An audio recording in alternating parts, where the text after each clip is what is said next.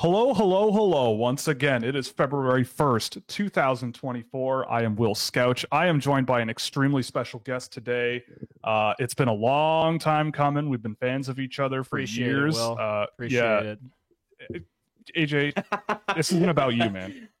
Grav, AJ, welcome to the show, man. Off. How are you? Yeah, this is going well. Derailing the introduction, but we are joined by Grav today, the almighty Grav, fellow YouTuber in the world of hockey. Grav, how are you, buddy?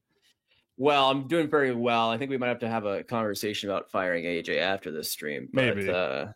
He does we're doing very well here. I'm too lazy to get rid of him. I need him, so exactly. I'll forgive it this time around. AJ's lucky. He's lucky. Yeah, man. but glad to hear it. So we have Grav on today. We're going to talk a lot about the Elias Lindholm trade. We're going to let him just go nuts and wax poetic about his Dallas Stars. And chat a little bit about maybe some surprises in the NHL this year and a bit about the All-Star game. But before we do, I'm going to go over our ad read. So we're brought to you by Fanatics. You can use our affiliate link below or scan the QR code in the stream window to provide a small kickback to the show on anything you buy in the store. We're also brought to you by Puck Preps Hockey, where you can help pay Sam and I's bills, getting all your NCAA prospect needs and CHL entry draft players. We're also brought to you by Fractal Hockey Consulting, which is my business for hand-tracked player analysis packages meant for the NCAA, Europe, and more. And of course, Scouching.ca, which is this site where, of course, you're seeing this, where you can get exclusive access to innovative data tools with a ton of insight into draft prospects. And I will say this, my tracked data is locked behind Fractal Hockey, but the archive of all the data that I've tracked is now put into one giant visualization tool. So any level of subscriber has access to look at some selected sections of that data that's proprietary, and it is now from prior years public. But anyway, you can check that out at Scouching.ca. Let's get back to Grav. Mr. Grav, how are you? You mentioned it earlier, but now we can actually speak like two people talking to each other. How are you, buddy? Very good. And glad to be a part of this. Been watching Scouching Lives for a long time. And I mean, I recognize pretty much everybody in the chat, especially Salty Wings and Avs fan. So yeah, it's great to be in here and love to talk some hockey here today, especially an All-Star break. Yeah, I know. It's funny. It's funny how we recognize quite a few of the same people in the world of hockey YouTube who are always faithful, and we always welcome the interaction, and it helps keep us talking, which is the whole goal. So the first thing, obviously, that we wanted to go over was the Elias Lindholm trade that broke last night. So if you weren't paying attention or have not, been on the internet today, Elias Lindholm is now a Vancouver Canuck, and in return, the Calgary Flames got Andrei Kuzmenko, who is under contract until after next year, for $5.5 million. Prospects Hunter Brustevitz and Yoni Yermo, a first-round pick this year, and a conditional fourth-round pick that could upgrade to a third-round pick if the Vancouver Canucks go deep this year. So, I mean, we have a guest today, Grav. First impressions of this, how are you feeling? Let me know what's going on in your mind here. Well, great graphics by AJ there, so he's going to keep his job for at least another day. But exactly. Yeah.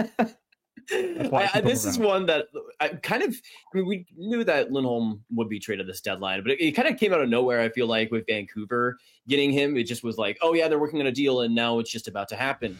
And it was kind of funny how there's like a 5-minute span where it was kind of released up to the public that Kuzmenko had Calgary on his no move clause, and how that might have prevented the deal from happening. But I feel like for Vancouver, whenever that trade was first talked about last night, I'm like, oh, right, that makes a ton of sense for Vancouver. And you can obviously get into the trade package a little bit, but I think in terms of a pure fit, I think it gives Vancouver the versatility they actually can use in that top six. You can put him on the first line. You could have one with Elias Pettersson. You could try to maybe balance that top six. You could put a couple players like Miller and Besser with the chemistry they have onto the second line. Like you could have so many more options. I feel like if you're the Canucks, and especially come playoff time, it's not going to be a team that just has that one line going. It's not going to be a team that just has, those top end guys and that's it. I feel like Lindholm gives them a lot more stability. You can have that third line as really that third line for sure and established as that third line. And you can have that second line a lot more competitive if you want it to be. You could have Lindholm centering that second line. You could have him on the first line. And even though I'm not the biggest fan of what Lindholm has done this year, I feel like some of it is based on just how bad his team is, and also just some of the possession wingers that he's had in the past, obviously like Gaudreau and Tkachuk just not being there and not having the weapons that he used to have. if he's with Elias Pettersson, I mean, that's exactly the type of winger that I think Lindholm could really benefit from. And I think those two could do wonders together. Yeah, I mean, I completely agree. I mean, I think a lot of people jumped to conclusions about this deal and saw the volume of assets going one way. And I think once you see a first round pick, I think a lot of people, especially in the internet world, I think get really, really, really excited. Yeah. The thing also that also is mentionable that I have been chatting about privately is that this also frees up a ton of cap space for Vancouver next year, and they need it, right? Mm-hmm. Like they're a team that kind of, I guess, feels like they maybe miscalculated with the Andrei Kuzmenko extension last year and paid him $5.5 million for a guy who maybe still hadn't fully gotten his feet set in the NHL.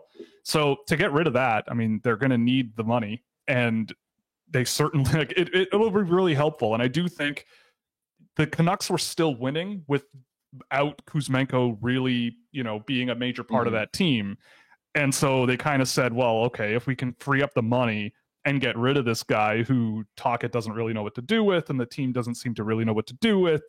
And in return, we get a guy who solidifies up the middle. We all know how important, really good centers are. Yep. Solidifying that going into the playoffs for a team that, I think it's right to point out they are outperforming and doing a lot better than they probably on paper should be, but they're winning, right? And if this makes their team better, right? This kind of upgrades the team, and that's the whole point. They want to go deep in the playoffs. You never know when you're going to sort of get this chance to go deep again with such a great record. So they don't really care about the first round pick. We can talk about the prospects, but I don't think they paid, at the end of the day, it's unlikely that they paid too much, especially when their goals are go deep this year. And I know that Vancouver loves what they've done here. I think they're really, really excited. And so I guess the question is, like, does this make them a serious contender in the West to like go all the way to the Cup final? Because they're going to be up against the Colorado Avalanche and the Edmonton Oilers and of course the Dallas Stars. Can't miss them. So I don't know. Knights, man, they're a good and team the Golden too, Knights. Man. Like they're in tough. So I don't know. Do you think this makes them a more serious threat to go the whole way? Well, I think it's interesting because the West is kind of it's not wide open because there's so many teams that are in it, but it's so competitive. It's so balanced. I don't think there's any team here that is far and away the playoff favorites. Maybe Colorado is, but I feel like their depth is lacking compared to other years, which I think last year kind of bit them in the butt. So I feel like for Vancouver, I mean, this is the year you've been given this incredible season with so much high morale, basically out of nowhere. And even though I saw Vancouver doing a lot better than the last year, I didn't see them being a playoff team. I didn't see them actually being able to make it. But you've had, as you can tell, just incredible luck, but also just an incredible system that Tocchet has been able to implement. And I feel like if you're going to go for it any year, I mean, Pettersson's going to be an RFA after this year. Roenick's going to be a RFA after this year. And even though they saved some money on this deal, like you mentioned, Will, like to me, there is no doubt about it. If you're going to go for it in any year, it is this year. And especially considering the holes that I still think Vancouver had, I think this was a team that could have absolutely upgraded, could have absolutely made changes. And I think Lindholm is the perfect match. I mean, usually with trade deadlines, there's players that get moved and some fits that work pretty well. But I think in terms of like an actual perfect match that gives exactly what a team needs, I think Lindholm is perfect for Vancouver. Like I don't think anybody else in this market in any position would have fit Vancouver nearly as well. Maybe a Tanev, which there was word that there would be Tanev included in the deal.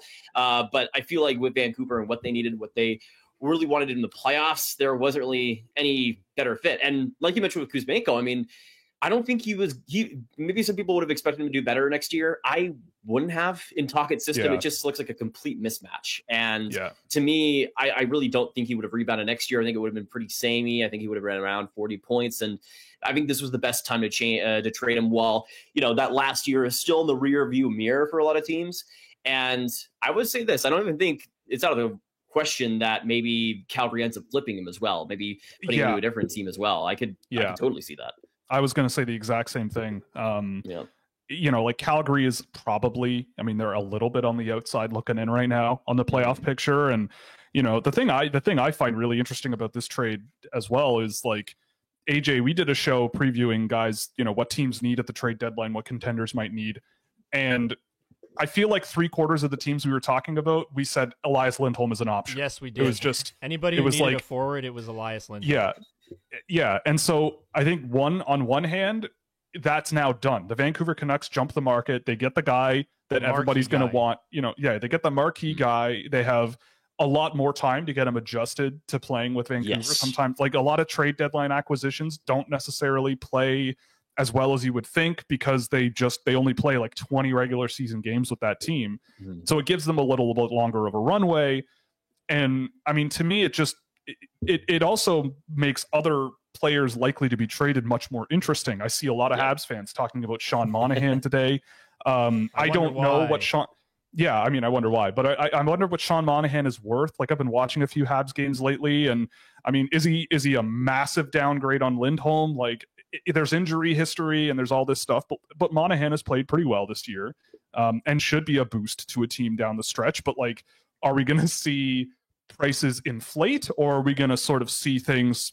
Our team's going to forget that this trade happened in a month and sort of just kind of play the market more rationally around the trade deadline. Then again, I mean, we've seen guys get traded who are, third line dudes for multiple picks. So who knows?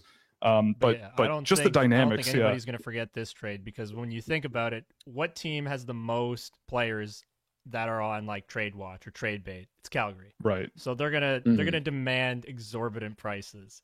And not to say that this was, but like when you hear the return, like 2 prospects, first round pick, a conditional 4th that becomes a 3rd, that's a pretty big market setter. And that's for the guy that's number 1 on the board. Right. So yeah. I expect, and especially now, because think about it, what's left? Like we're talking about Sean Monahan now. Anthony Duclair is a really good option too. Like what else is available? Yeah. So teams are going to have to really figure out, okay, well, we're out on Lindholm because he's with the Canucks. What are we going to have to give up for a guy like Duclair? What are we going to have to give up for a guy like Monahan? Yeah. Or Tarasenko. Yeah. Henrique. Henrique. Exactly. Like it could be crazy. Like Ilya Lyubushkin could be traded for like 2 second-round picks for all we know at this rate. Please. But it's going to be a very interesting run up into the trade deadline, because AJ, you're right. Like in terms of guys that are out there, there's not a ton. And I think it'll be interesting too, because I mean, we were talking about this before the show a little bit, but the standings are still very close in many places. And I feel like that limits a team's ability to say, okay, well, we're going to sell this year, so these are the guys we're probably going to move on from, right? There's just not as much supply, I think, because there's not that many teams that you can look at in February now. It's February 1st. You can't look at them and go, they're sellers. These guys are going to sell. But I think Calgary kind of put their stake in the ground going like, yeah, we might not, this might not be the year. We might need to do a bit of a reboot here. Or they could flip Kuzmenko. They could flip the first round pick. They could whatever. Who knows? So it gives flexibility for them too. But it'll be an interesting couple of months going into the trade deadline of even just how other teams perform and where they go and how things sort of settle. But yeah, I mean, I just was surprised at how quickly people thought this was lopsided for Calgary. I mean, we can talk about the players that are involved specifically, but I think this is a great move for what Vancouver needs, and it really helps them out. Well, that's the thing that you touched on it as well. I absolutely love Vancouver's strategy here of getting these guys early. Zadorov, 2 months ago, and even though he hasn't been perfect, I think he will probably be a lot better by the time playoffs come around because he was traded so early and can get adjusted to the system, especially when it's a system like Rick Tocchet that is so specific, so defensive, so forechecking reliant. To get used to that system to be able to adapt well, especially in Lindholm's case. It's a situation where I think it'll be a big change. And obviously, teammates wise, it'll be a big change. So I love the fact that they did this early. They didn't do it in March when they have 1 month left, just magically get Lindholm adjusted completely. And I love that strategy of just doing these things early, making sure there's time to get adjusted to those teammates and everything. But I think we'll probably get into it now. I think the main reason why people were seeing it as a big overpay by Vancouver was a certain third round prospect that maybe neither of us are that high on. The prospects that went in the deal, Yoni Yermo and Hunter Brustevitz. So I guess the easy one is Yoni Yermo. I've always really liked Yoni Yermo. I was a big fan of him when he was draft eligible. He's bounced around a bunch of different programs in Finland, and I don't think they really know what to do with him. Yeah. I remember watching him when he was younger, and he was so raw, like huge, really skilled, really great skater, you know, but just the defensive game wasn't quite there yet. He wasn't really using the size of the physical tools he had, but it seems like he kind of has lost a lot of skill in his game. He's kind of lost a lot of that. He's never really gotten to that defensive level of player, and it seems like the offensive potential is just gone. So I'm not sure if you fix that. I feel like, you know, I think he's signed to an entry-level deal and he's just on loan to Finland. So I imagine if he comes back and plays for like Abbotsford, or the Calgary Wranglers, sorry, maybe there's something there, because I think that, you know, just based on the size and the way that he skates and how he gets around the ice, there might be something there. But he's a long shot, I guess is what I'm saying. And Hunter Brzustewicz, I mean, I didn't have him ranked last year. I just, because he's a guy where I said he'll score points, but I don't think he'll be that, you know, as good as his points would indicate. Yep. And when he didn't get offered a chance to make the U.S. junior team this year, people were a little ruffled, but it kind of made a lot of sense. And I don't know who he would have knocked off that team based on who was going. So for me, Brzustewicz is a guy who's on a great OHL team with just, you know, they're like the Vancouver Canucks of the OHL, right? Yeah. And to me, they went out and got a, you know, not the guy that's driving a ton of that bus, especially at even strength. And the biggest problem for me with Brzustewicz of why I didn't have him on the board was because his defending for a defenseman is not great. And to the point where he was getting blown past, but guys were blowing through him in the OHL over and over and over again. And from what I've seen of him this year, that's still a bit of an issue.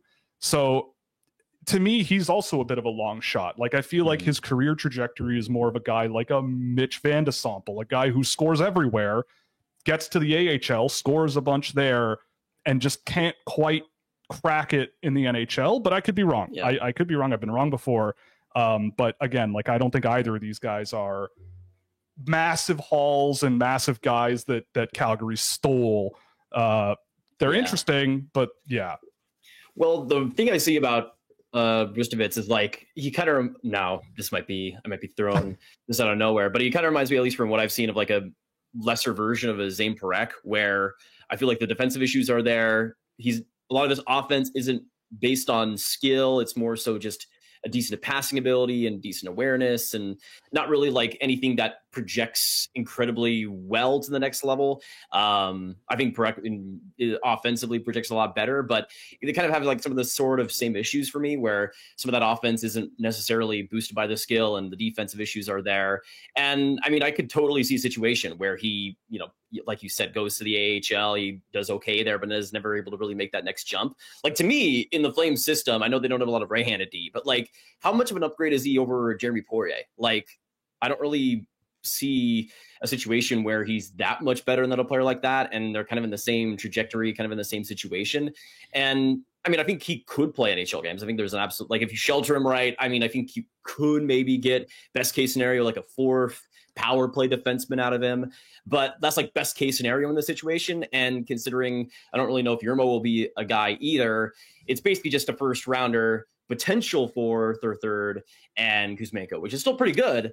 But I feel like the quantity of this trade, definitely, I think, for a lot of people, and obviously Brzustewicz name value goes a long way. But there's a reason why the U.S. didn't bring him into the World Juniors, and there's a reason why they won the gold medal with that strategy. And I mean, no bias, but I like to see that. So no way.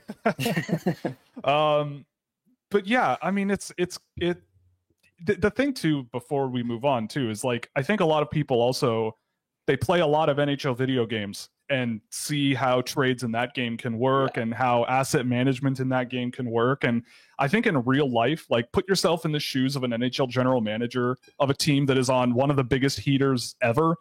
And it's like, do you really care about trading?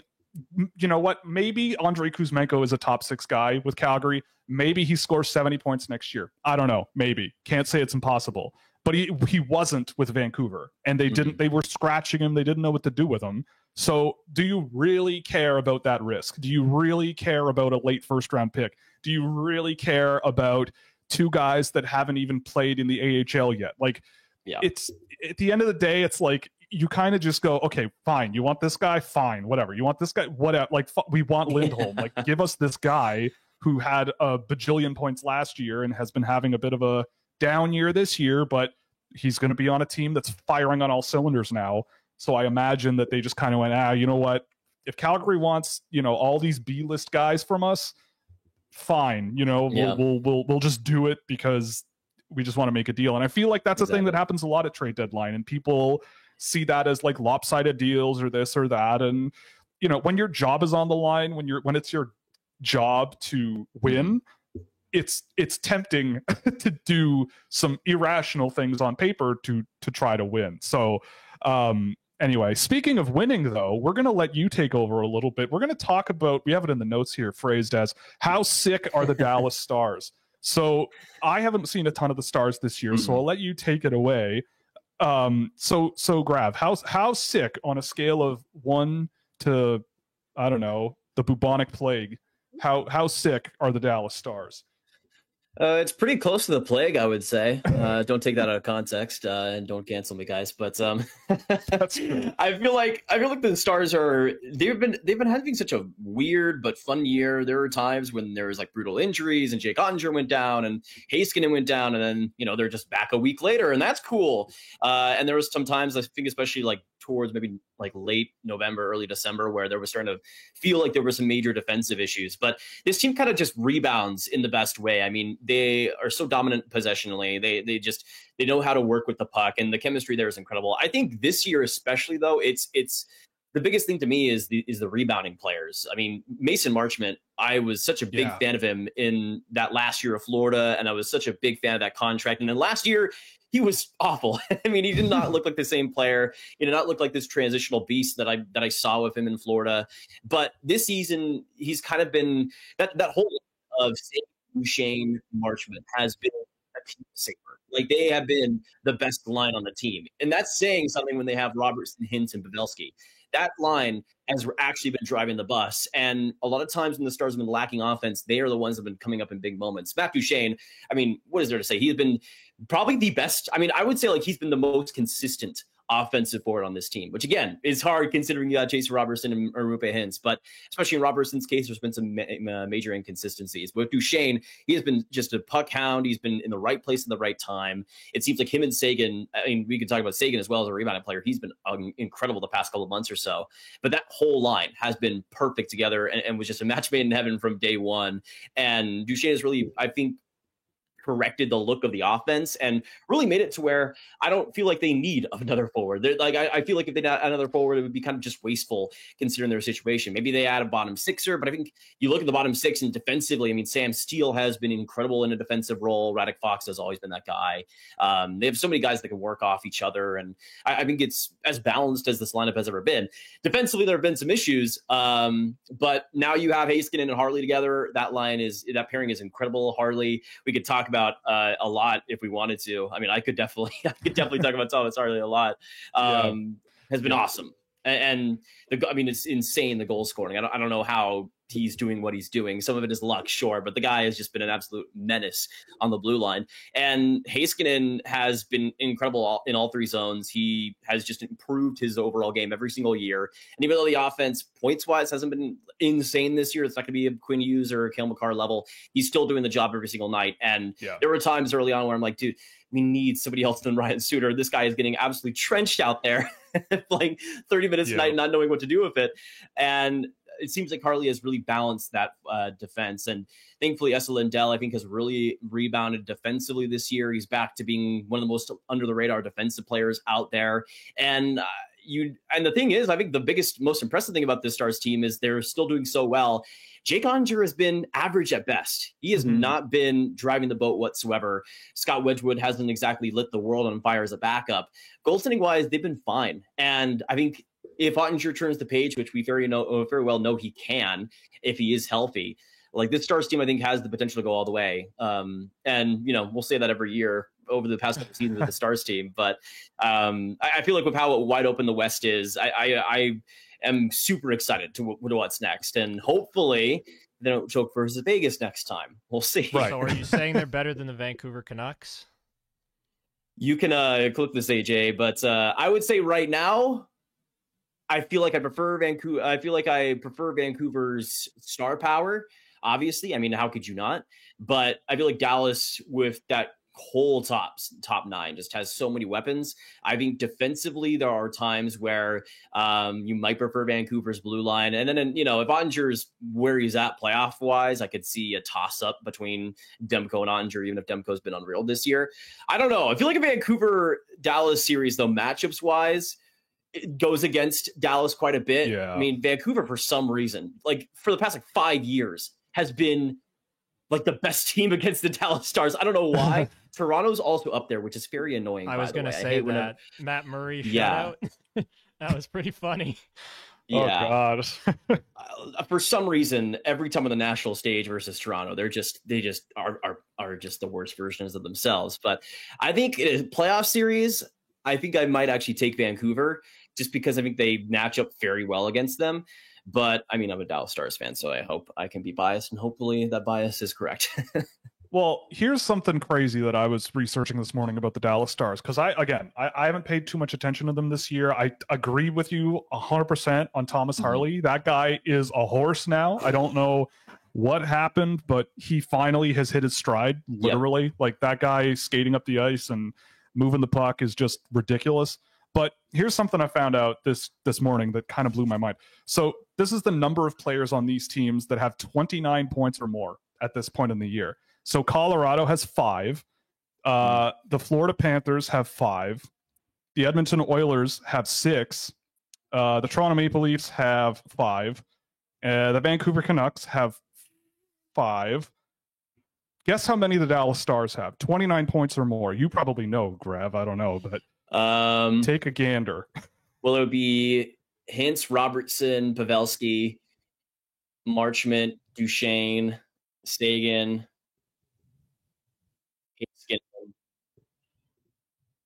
does Harley have 29 points or more? I don't think Ben has more than 29 points, though I could be wrong on that.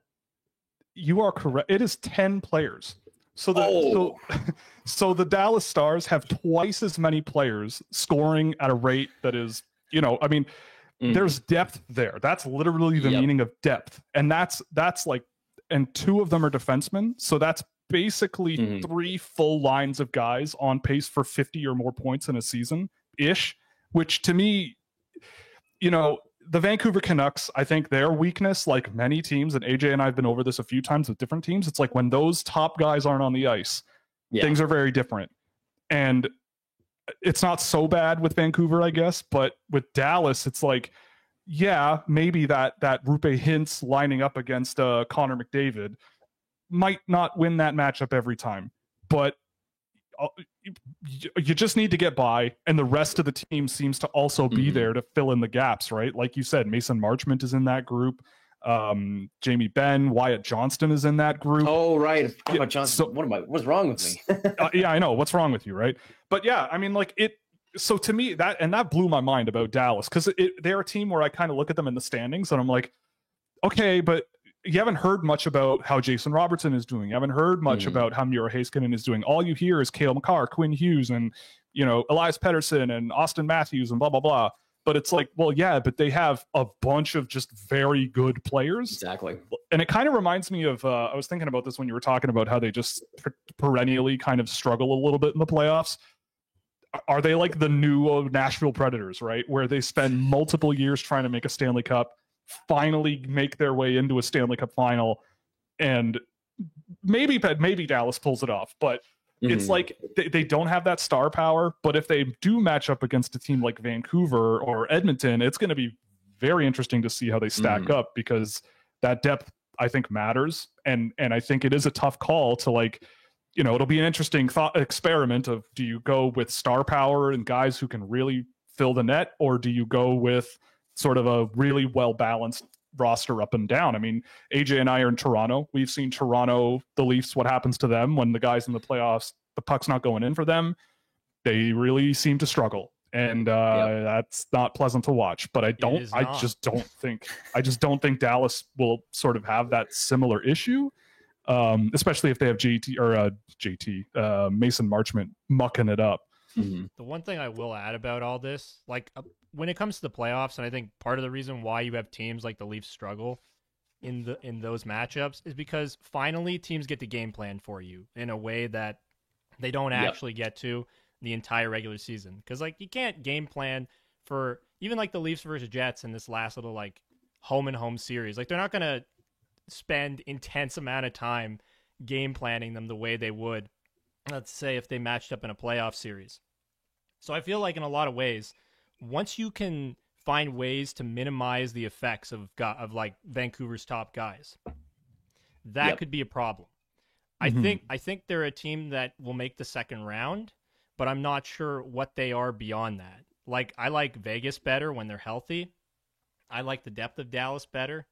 I like Colorado a lot, but like Vancouver's a really good team and they could definitely really challenge. But it's like beyond, and I think more than anything, I just look at Tyler Myers as your second pair defenseman, and I'm not sold. I don't care what team defense stuff that Rick Tocchet's implemented. Like, sure, he's making Tyler Myers look serviceable. That's why he's up for a Jack Adams award. But like, once you get into the playoffs, and let's say it's the Edmonton Oilers advancing, and it's an Oilers Canucks series, and Connor McDavid's coming down at Tyler Myers. What's going to happen? I don't know about you, Will. I take Tyler Myers every day. Oh yeah, I think Tyler Myers is going to fall over. See, now that we've said that and laughed about it, I can absolutely see a clip on TSN of Tyler Myers just mauling Connor McDavid. Like that's the thing too, right? Is if you're in the playoffs, and Connor McDavid's breaking in on you, you could probably just grab his shoulder pads and throw him to the ice, and who cares? He could be going 100 miles an hour, but if you clothesline him, who knows if that would be called in the NHL these days? I have no idea, but it'll be just send Nikita Zadorov out to him every single shift, and there you go. Yeah, the deterrence effect or whatever that we hear so much about, Yeah, that's why they got him, right? The flies off the honey. Yeah, it keeps the flies off. One Toronto Maple Leafs general manager said this year. Oh God, yep. That's how many points does he have with Vancouver? I think it's like 1 or 2, but I guess that's not his job. Nope. Yeah. But the thing is that's interesting is that I would love to see a Dallas Edmonton series, mostly because we talk about McDavid obviously. Heiskanen has had, if you want to talk about, I think out of all NHL defensemen, now this is I'm no stat to this at all, but whenever I watch Oilers Stars games, to me like the best defenseman I've ever seen at defending Connor McDavid has been Miro Heiskanen, and it's the speed that he attacks him with. Like the skating, it can match McDavid's level when he's back checking. He is like the perfect defenseman to actually be able to neutralize McDavid without, making a dirty hit or anything like that. And I feel like that matchup could be really interesting. It obviously test Heiskanen a whole heck of a lot. But I feel like that type of series, that series would absolutely kill me. I'd be like, obviously, you're going against McDavid and Draisaitl every shift, and it'd be, biting my nails are going to be evaporated by the time that series is over. But there's so many possibilities. I feel like Vancouver is in an interesting spot with, like we said, the depth issues. To me with Dallas, like there's 3 questions to me come playoff time. The first one is obviously the defense. How does that defense adapt outside of Heiskanen and Harley? Because that top pair, we know it's going to be good, but outside of that, will Lindell be able to carry the water there? Mm-hmm. To me, Jason Robertson as well. It's kind of been somebody that's kind of become a reputation with him, but he is just not that good of a playoff player. Like simply put, he's just he can tend to be a little more invisible with the higher contact, and that's something that has kind of proved to be an issue. That last series versus Vegas, it barely felt like he was there.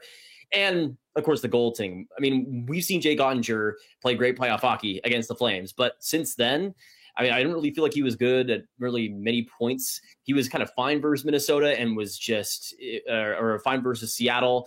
And then it was just kind of, it was kind of just a mix of poor performances versus Vegas. And I feel like they're in a weird position where still a lot has to go right. But I feel like with the depth that they have, the structure they have still, I would be fine betting on them if I were me, but it's definitely gonna be a weird Western Conference. LA, they were my cup pick after November, but now you and Will not looking as good. Yeah. Will was telling me, "Oh, it's gonna happen, man. They'll turn it around. I Hey. still believe.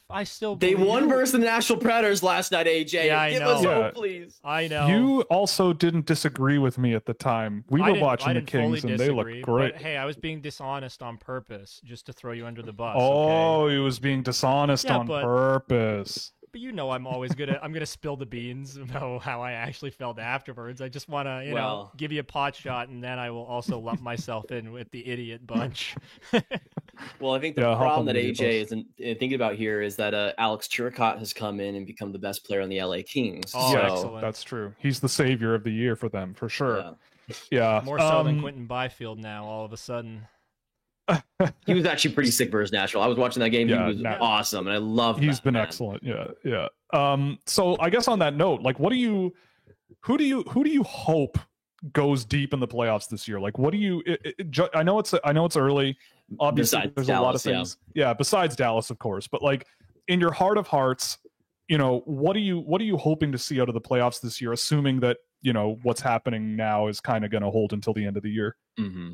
Well, maybe the thing I'm hoping for the most is more overtimes. I just remember last year there was not. I think like just the past couple of years, there just hasn't been a lot of overtime, especially in like many pivotal overtimes games. for my series. For the Leafs, yeah, for the Leafs it was pretty good. But outside of that, it felt like it was a lot of non-close games. Like that Vegas Dallas Western Conference Final was just it was just all Vegas. Like it, and it was kind of over before it began, unfortunately. Honestly. And this one, I mean, besides, I think a team like LA, who have kind of, especially early in the season, really like to see go far. To me, a team that I would honestly like to see go far is Vancouver. I mean, that's a team that, with the weapons they have, would just be so fun to see on a bigger stage. Edmonton finally getting over the hump. I mean, it feels like it's long overdue, but it's also not, considering, you know, how their defense was and goaltending was before this year. But I mean, those two teams out of right now would probably be my not favorites to go, but in terms of teams I would actually want to see go far, they would be fun. Florida, again, being in the race, I think would be awesome, considering just how wild that team is. I mean, if we get another cup final with them, it's going to be nasty. So, I mean, those would be up there for me. Yeah, I would say, I mean, Edmonton was the first team that came to mind, because I think it's insane that Connor McDavid has not even competed for one yet in his career. No, and if that guy's going to put a team on his back and carry them all the way there if he has to, I'm hoping that maybe this is the year they do it. If they, like you were talking about Jake Ottinger goaltending, if Stuart Skinner can sort of just hold the line for them, I think that could be possible. On Jake Ottinger, I've also seen him. I remember the playoff run he went on where he was astounding. Yeah. So it's, you know, maybe that was lightning in a bottle, but you never know, you know, and a great goaltender can transport you through the playoffs. But I think out of left field, I kind of want to see an Edmonton Carolina final, because it's some of the most boring markets for national hockey. And I love when that happens, because I don't know, I just feel like seeing, I don't know, small markets and games where nobody nationally in the States cares. It sends people into like a frenzy of like how it shouldn't be happening or something. And I don't know, I just for the memes and the schadenfreude of the internet in those days. But I also do think that Carolina is sort of slowly building a resume as a pretty decent team. And like most teams, if they can sort of get stable goaltending and sort of stay under control and maybe make a couple of additions around the trade deadline, then I think they could certainly insert themselves into a conversation. But you're right, like Boston and Florida, I think are going to be tough to get over. If the Toronto Maple Leafs sort of fire on all cylinders, then they could be tough to get through. But yeah, I mean, for me, the Edmonton Oilers, I mean, yeah, here's to hoping, but you know, it's Toronto, so you can only hope so long. But yeah, I mean, I think Edmonton's the team that I certainly would highlight as a desire to see go deep. Is there anybody in the NHL, like I think that just by talking to you now over the last half hour, I think I can know my answer to this, but is there a player or team or whatever, like what's the NHL player or storyline that has kind of blown your lid the most, like surprised you the most, whether it's a good thing or a not so good thing?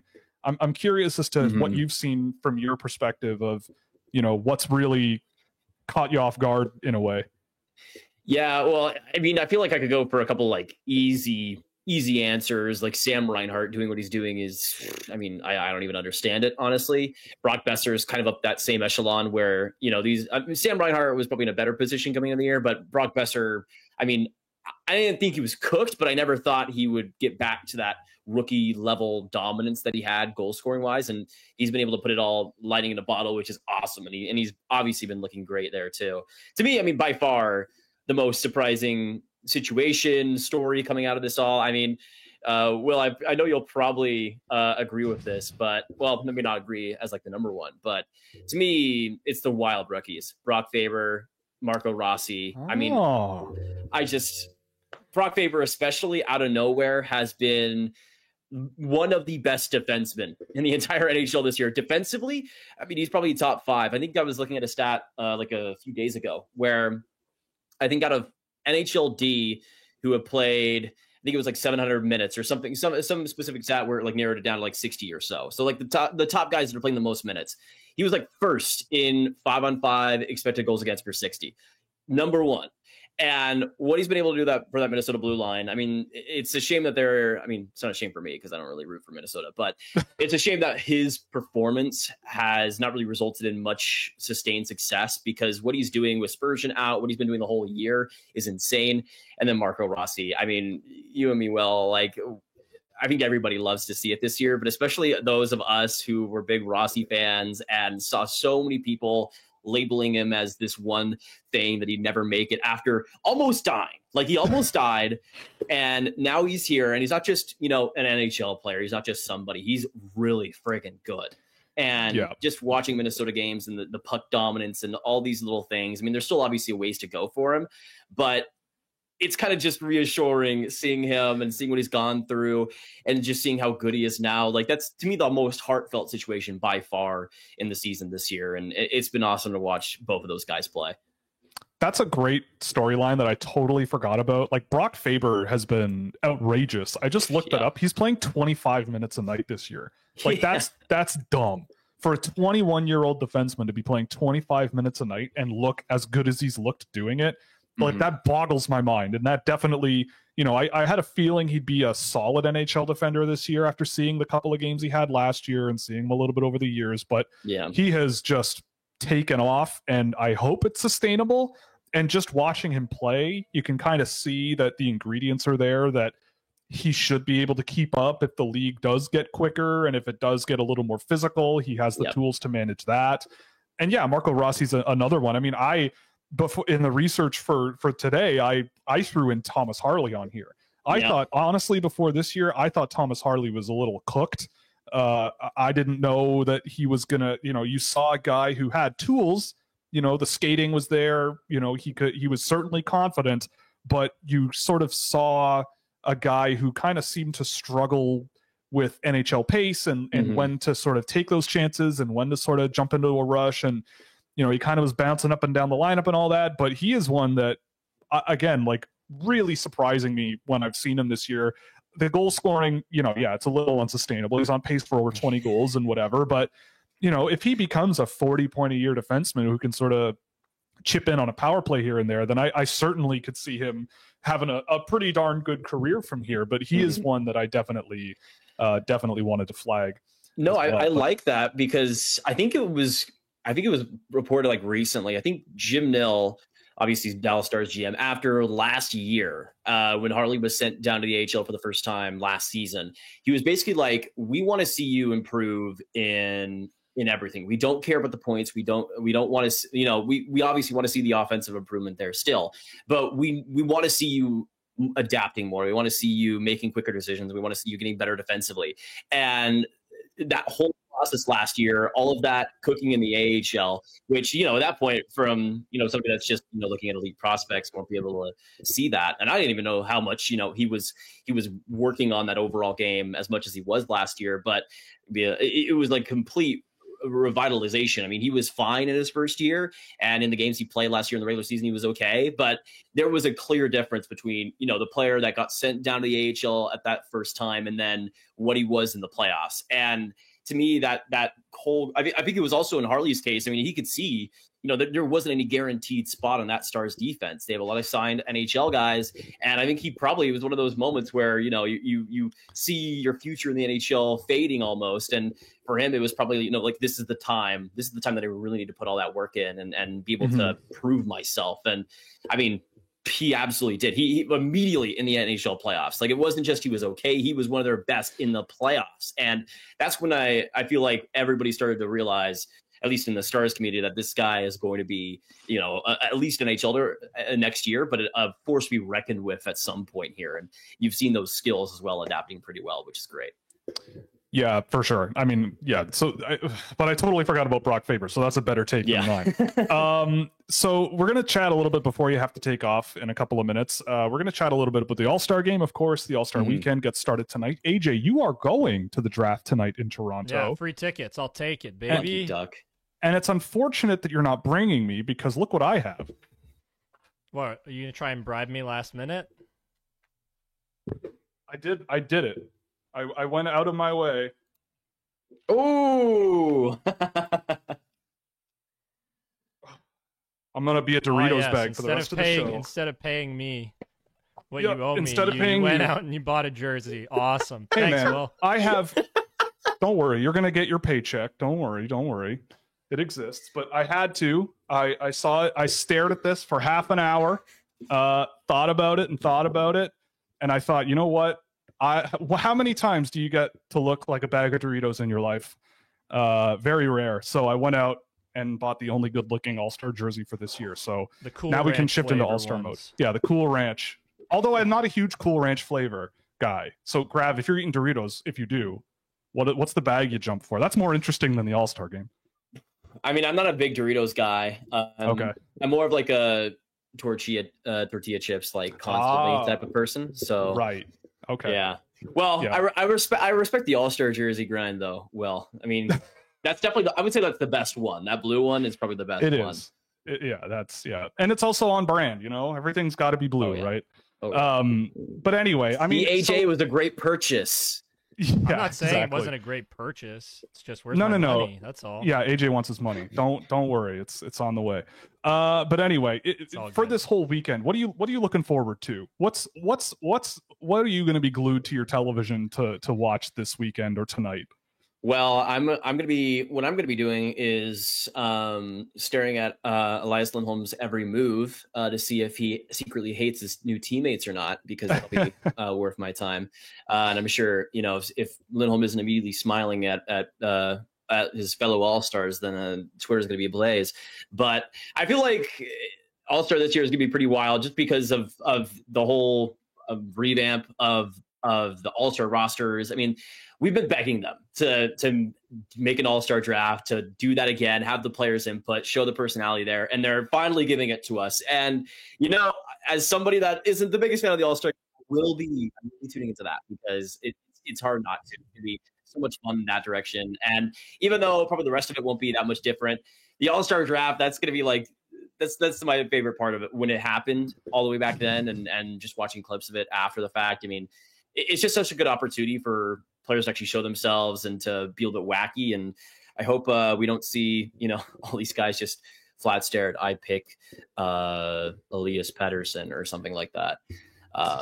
Because there's a good opportunity here for the NHL to market it. And I hope hoping the NHL market itself is always a constant hope and not a realistic thing. But, I hope it works out for them.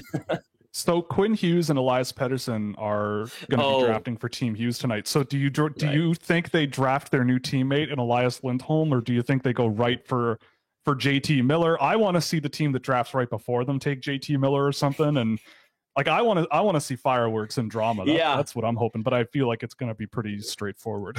No, I think they're going to be like hush hush before the fact and be like, let the Canucks go together, which is going to be so lame, because it would be so funny to see Miller going against Besser and like Lindholm on not even playing. Like, imagine if Lindholm doesn't get drafted by the Canucks. Like, imagine that would be so funny. But that's going to be honestly my favorite part, is just like the picking drama. Like who are like is Tate McRae going to be there? Like, what's going to happen there? Yep. I mean, personally, I think it's hilarious and so NHL that there's only one defenseman available in the draft. That's it. So and there's only one team that doesn't have a defenseman. So I'm hoping maybe it'll happen that McDavid's team, which is starting with McDavid and Draisaitl, which there's no defenseman, they don't draft a defenseman. They're like used someone to that, just Will. Yeah. exactly. But that's what I mean. Like they're used to that. So maybe it'll be extra fun.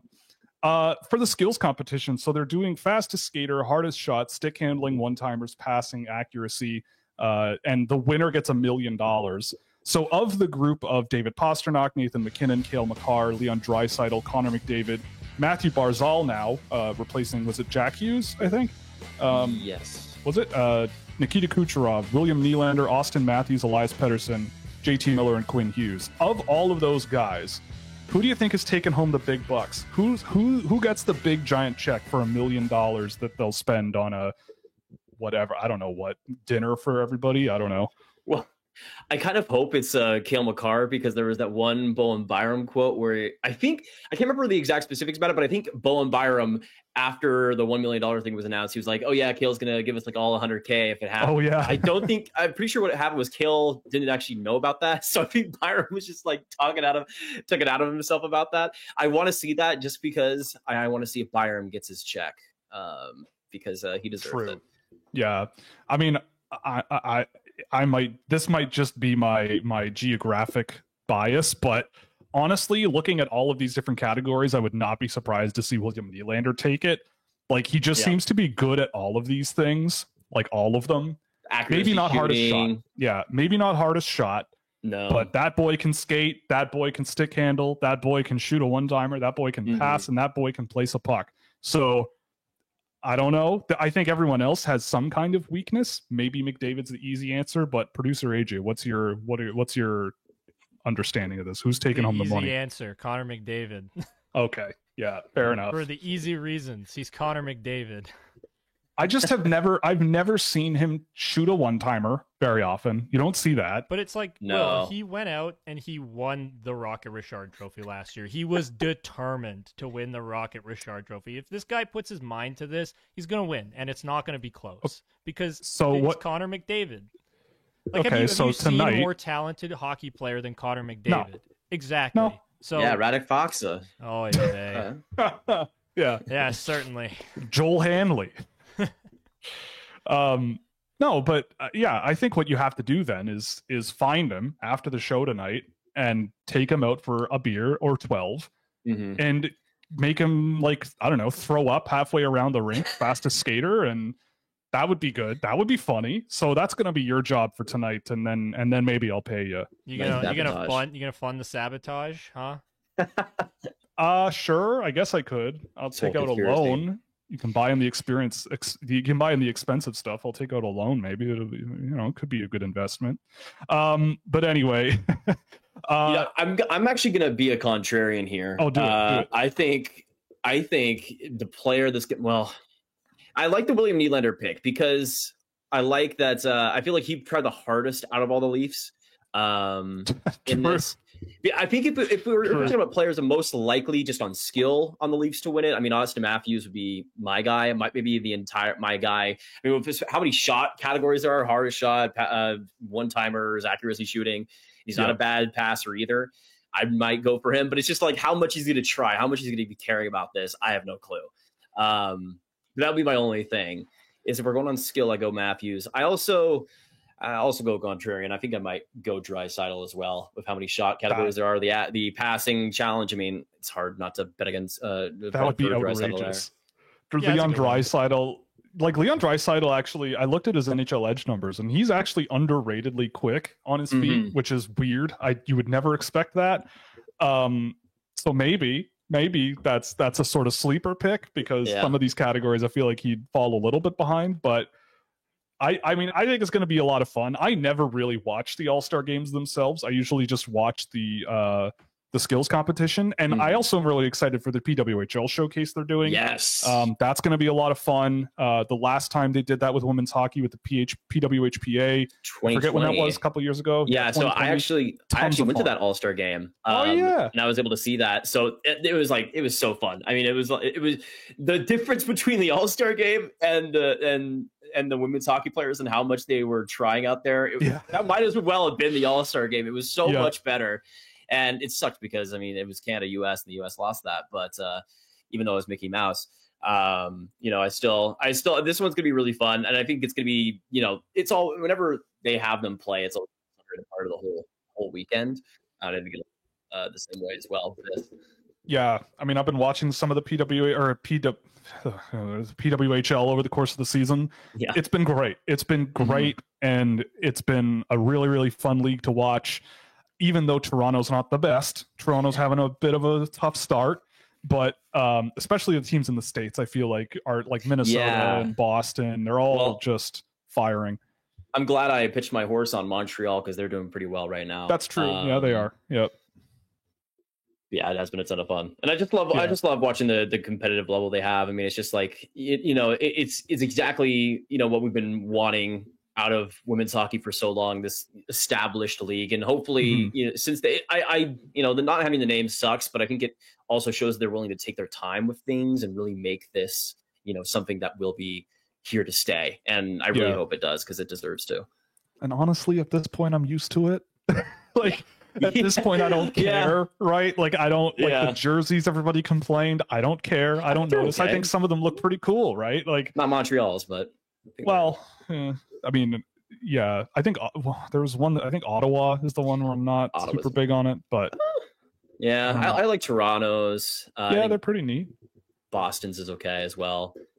Yeah. But yeah, anyway, it's I think it's okay to let you go. I know we've got to let you go at some point. So, we got through kind of everything. I mean, if you have anything you want to plug, any other topics you'd like to bring up, anything, promote yourself, do whatever you want. The floor is yours, my friend. Well, catch me on YouTube here at Gravite. Of course, the best way to find me, just search Gravite Hockey. You might not know how to actually spell my name, but I'll be in the chat as well, so you can use that.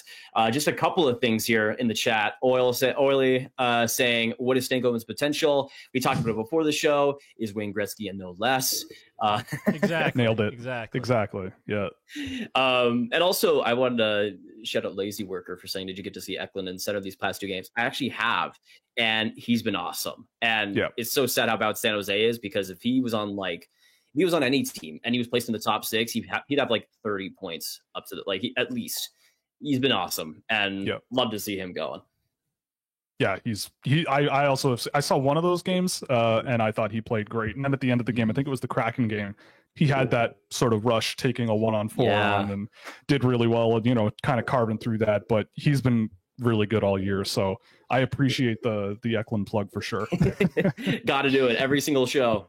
Every time you get the chance, for sure. But Grav, thank you so much for coming on. We'll do this again at some point. It's a lot of fun. You're good dude to chat with, and all the best, and enjoy the weekend, dude.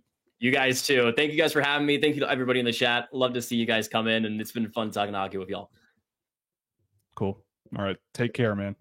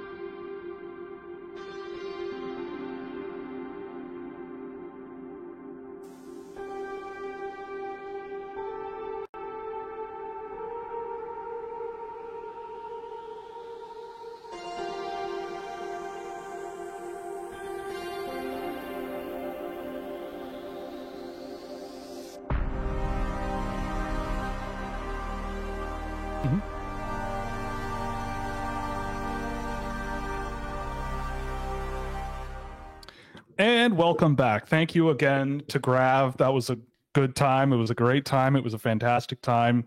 He and I go way back a few years, since he was about what feels like about 4 years old at this point. But, good dude. Always happy to have him on, and I'm sure that won't be the last time we collaborate. But thank you very much again for coming on. It was a lot of fun. So we're going to take the back half of the show and go through the questions that are in the feed here. If you have any questions, feel free.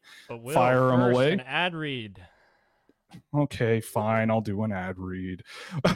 Come on, Will. Yes, thank you. Yeah, you're the producer. I got to do what I got to do. Shameful. Okay. Yeah, I know. We're brought to you by Fanatics, which is where I got this beautiful NHL All-Star jersey. You can use the affiliate link below or scan the QR code in the chat window to provide a small kickback to the show on anything you buy in the store. We're also brought to you by Puck Preps Hockey, where you can get written articles for all your NCAA prospect needs, college prospect rankings, CHL entry draft prospect rankings, all kind of fun stuff you can check out over there. We're also brought to you by Fractal Hockey Consulting, which is my business for hand-tracked player analysis and targeted recruitment packages dedicated to the NCAA, Europe, and anything your organization may need. And of course, Scouting.ca, where you can subscribe for exclusive access to innovative data tools with unparalleled insights into draft prospects and players making their mark in the NHL. Is that okay? Was that good? No, do it again, please. Oh, okay. So we're brought to you by Fanatics. Okay. You can. I didn't actually mean that. Come on, man. No, really? You didn't mean that? Anyway, question time. I mean, the first comment right away, I can finally agree with your Hunter Brzustewicz take. I did find it very funny. Well, funny in a way, seeing how many takes I saw of people, I don't know, maybe kind of kicking him on the way out a little bit, the didn't believe in you anyway kind of thing, which did not, from my perspective, feel like the overarching belief in Vancouver. But, such is life. That's the way it is sometimes. And, we'll see what happens. It's not impossible that he works out, but, you know where I stand on it. Wow, someone also mentioned that they turn off the Bernie Mac show for this. That's an honor. Bernie Mac show rules. Rest in peace. Consta Hellenius is a top 10 player in this draft. I mean, he's going to get drafted in the top 10. So yeah, you're probably right. He'll get drafted there. This might be a bit early, but do you think the 2025 draft is better than 24? And do you think it'll be a big year for US and Sweden next year? I don't know if I'm never comfortable saying that a draft in the future will be better than a draft that hasn't happened yet. I will say that especially Sweden, I think, has a significantly better crop of players coming next year. Anton Frondell, William Eklund's brother Victor, is going to be in the draft next year. There's a lot of guys born in 2007 that are looking really good from what I've seen of Swedish hockey this year. This year in Sweden, I don't think is as strong, but it's not bad, I don't think. It's just not as strong as you would usually expect out of Sweden. For the States, I mean, James Hagens is going to be the guy who gets all the attention next year. Hagens, I got asked where he might slot in this year on my draft rankings if he were eligible, because he is an 06 born kid. And I think I said somewhere around like 4 or 5, maybe something like that. I've seen quite a bit of Hagens, and I just really like Celebrini, Catton, Lindstrom, and Demidov relative to him. But he's certainly part of that group, just kind of at the tail end. And outside of that, nobody else kind of jumps to mind as a top level guy for me next year, but I also can't say I have a incredibly deep knowledge and understanding of everybody for next year's draft. But it looks like an okay group from what I've seen this year, and especially you specified Sweden. I think Sweden's going to have a really good year next year. As a Canucks fan, I'm just glad we didn't trade Lekaramaki, Höglander, or Willander. I mean, yeah, if you're trading any of those guys for what may very well be a rental, I think that's way too much to offer. So yeah, it makes sense. It's kind of like how San Jose didn't end up trading like William Eklund or Thomas Bordeleau when they got what was it? Or no, other way around. Never mind. My brain's mixed up now. But in any case, yeah, Kuzmenko's an electric player. Probably a lot of fun for the Flames, and it was never going to work with Tocchet. I mean, that's true, and that was obvious, right? You could see that from just how he was playing and where he was playing and bouncing up and down the board. But I mean, with Kuzmenko, I've always been a fan of his, going back to when he was in the second division in Russia, like years ago, playing for the Red Army. Like I liked him a lot back then. And I really thought he would get drafted, but from what I was told at the time, he just told teams he wasn't coming over. He wanted to stay in Russia. So nobody drafted him. I think Minnesota drafted the sort of guy he was. I can't remember his name. It was like a 6th round draft pick, but they were sort of a 1-2 punch at the time. And I liked Kuzmenko more, but Kuzmenko obviously went on to have a fantastic KHL career. I think in the right situation, on the right team, he could be put in a role where he could perform very, very well. I just don't think that was Vancouver anymore, unfortunately. So I'm hopeful for him in Calgary.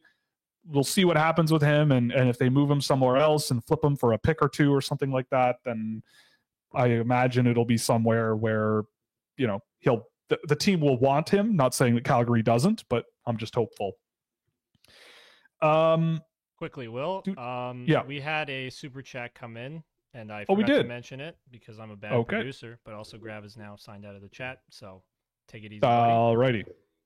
Sounds good. Yep.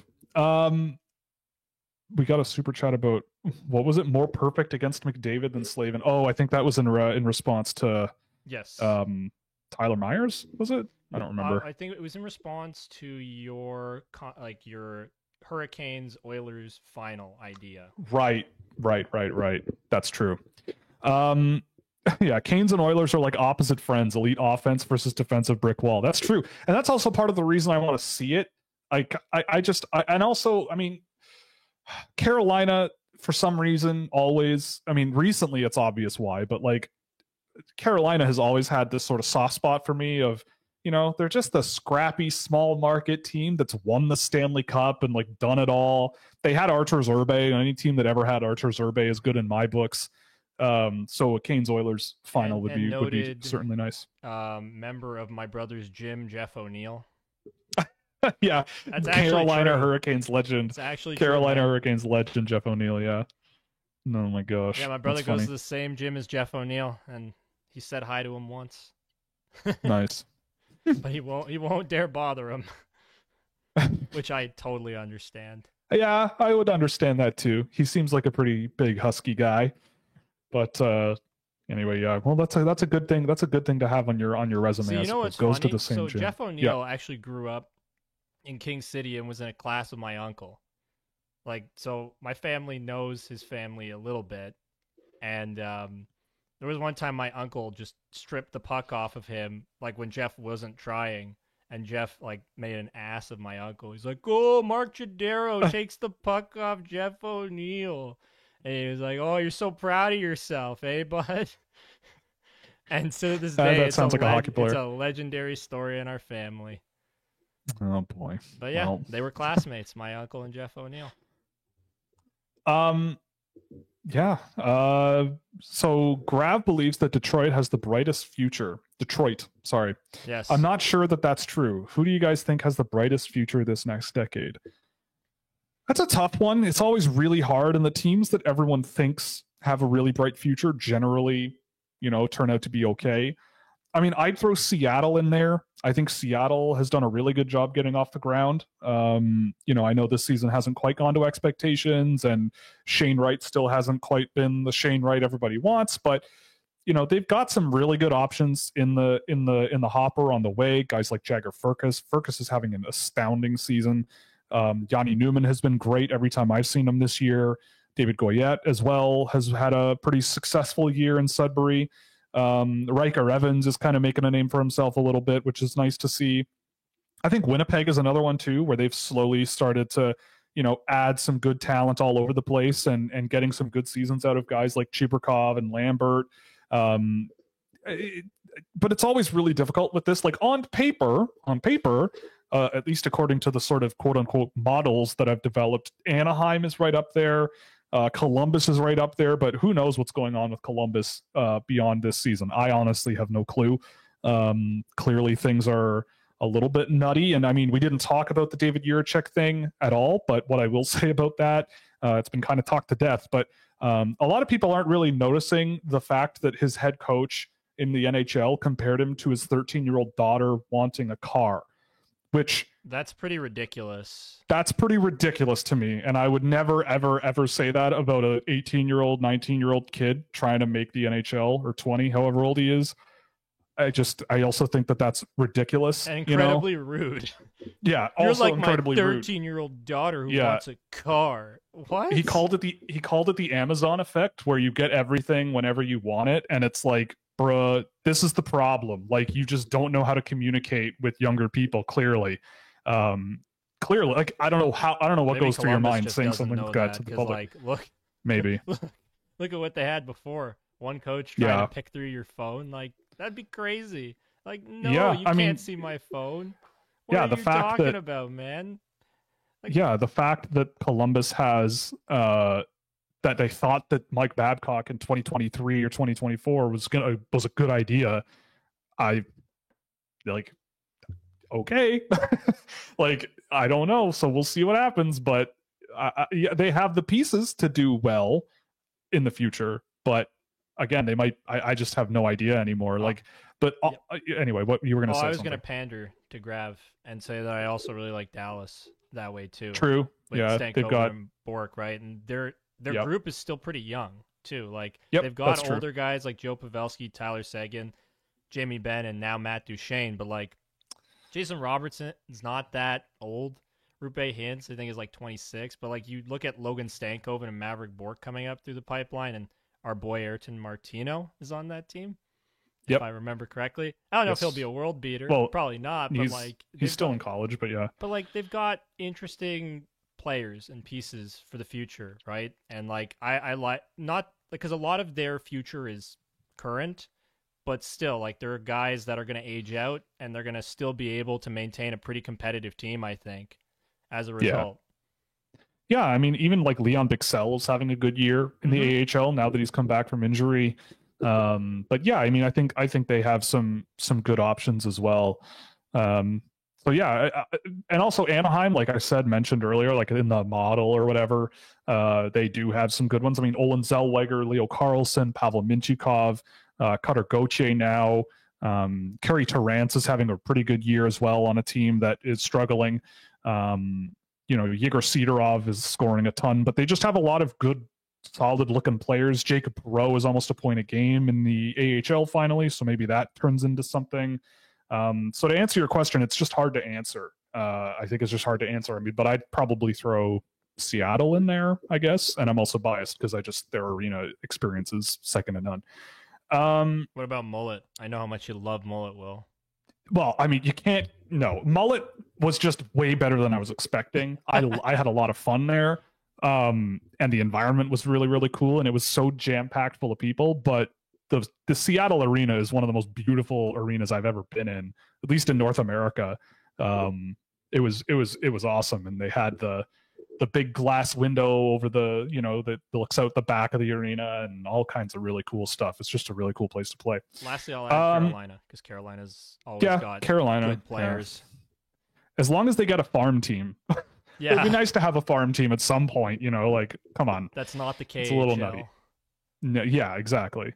Or like 5 different AHL teams, which, yeah, totally weird to me. But in any case, they are certainly part of that group as well. I'm going to make a bet that the Canes will go after, instead of stereotypical deadline targets, acquire Kakko and Brandstrom. I mean, maybe. You're buying low on those guys, so maybe there's something there, and maybe, I mean, Brandstrom would certainly bring a pop to the defense that you called a brick wall. So I wouldn't be totally against it, especially because the price probably would be cheap on both those guys, or cheaper than you would think. Yeah, as a Vancouver fan, I like everything about this trade with the cap flexibility, and that's exactly it. Like, they valued a lot.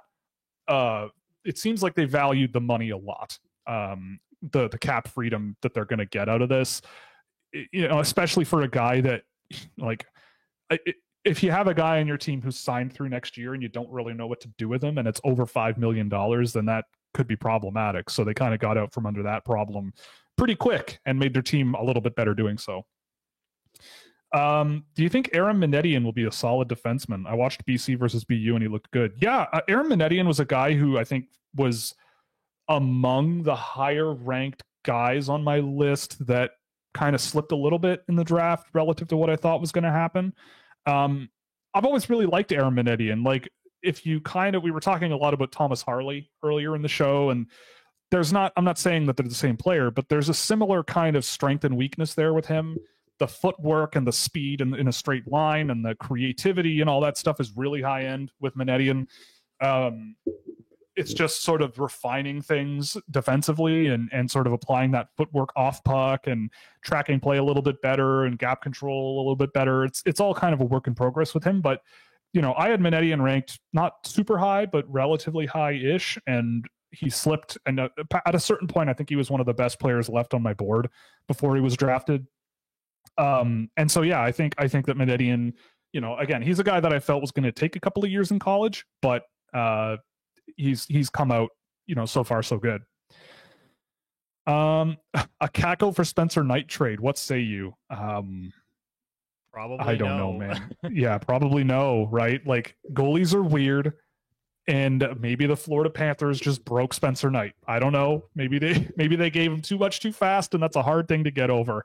But I don't know. I don't think I do that again. Like I don't understand why you sell low on a guy like Kakko. He has 3 points this year, and AJ, you and I were watching him a little while ago. He's not bad. No, he's fine. He's a fine player. It's just not, the puck's not going in, and things aren't just really breaking his way. And yeah, like, you're selling him. It's the tale of the highly regarded Finnish forward, Will. The cautionary tale. Yep. We've seen it before. Patrick Laine, Jesse Puljujarvi, Kaapo Kakko, and these guys are not bad players, but they're evaluated like they're going to be superstars when they come into the league. Well, that's the thing too, is they put Kakko in the NHL literally day one, which to me is bonkers. And he's been there the whole time. He's been there the whole time. Hasn't played an AHL game ever, which is insane to me. Like, the Rangers have done this with a few guys. They just take them and stick them right in the NHL.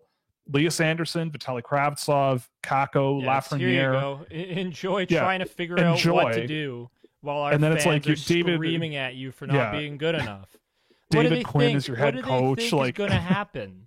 Yeah, like, it's crazy to me. I was shocked kind of to see Kakko just step right into the NHL after what I remember of him at the time. But he had, and again, 22 goals and 16 assists the year he was drafted. What is it that I say about guys that score more goals than they assist? It's almost a law at this point that's kind of an issue that needs to be explored. Although I will forgive it in a few cases this year, just because I'm biased. Austin Matthews, but that's or Caden Lindstrom. Well, it's like there are very clear exceptions. Yes, there are. You have to, but you have to watch. You have to watch hockey to see it. Yes, you do. But this is why I think you're much lower on a guy like Costa Elenius, because he plays very well in Liga. Yeah. But I watched Liga today, watching Yanni Yermo play, and it is not a good league, and he did not look great. Not. Oh, also, while we're talking about Liga, I have to shout out Tony Ferrari. That guy got into Finnish sports news today, by the way. I don't know if you saw this, AJ. Oh, that's awesome. Good for Tony. He had an article written about him in Finnish, and it was basically an article saying that Canadian makes fun of Finnish hockey, and it was that clip that he posted. I don't know if you saw it on Twitter, and it was amazing. It was incredible. The one team was doing a flying V, or they tried to do a flying V, which I don't know what that's all about, and the other team had all 5 guys it standing still in their offensive zone, and the other team was just standing still below the goal line for what felt like 15 seconds while I don't know what was happening, but it's like we were chatting about this privately, Tony and I, and it's like, well, why don't you just send a guy into the neutral zone and just flip the puck down the ice, and beat them with speed? Like, because what are you waiting for? Bad. Like Brad Sure, Lambert. Right. Sure, exactly. But it's such a great example of how different things are in some other places. I have never in my life seen an NHL forecheck be basically a 5-0 trap, but in the offensive zone. Never in my life have I seen that, and I don't think it would work at all in the NHL. It was crazy. Nope, would not. So to see Tony clip that and put it on the internet, and it kind of caught on a little bit, and now he's in the Finnish news. I stand with Tony Ferrari. It's really funny. So I just had to shout that out. I don't have the link on hand to post it in the chat, but it's a great piece of internet content if you're a hockey geek like us. So shouts out to Tony Ferrari. Did you guys see that Alex? Your favorite ball draft analyst. Yeah, he's my favorite ball draft analyst. It's very true. Yeah. Did you guys see that that Alex Turcotte scored his first NHL goal last night? I did. Yep. And it was a nice goal too. Nice little finish. He had a nice little finish on that goal. I'm happy for him. I mean, he's always been pretty good. It's just, we've been saying it for years. He's always just had season-ending injuries or season-harming injuries pretty much every year since he was drafted. But always a high IQ guy who had skill, had the pace in his game, knew when to deploy it and how. There was a reason why he was more highly regarded than a guy like Trevor Zegras, and it's because he kind of seemed to understand the game at a higher level than Zegras. Zegras was more of the flashy, skill first guy who could just sort of force the puck into the net one way or the other, whereas Turcotte was a lot more tactical and more IQ focused, I guess you could say.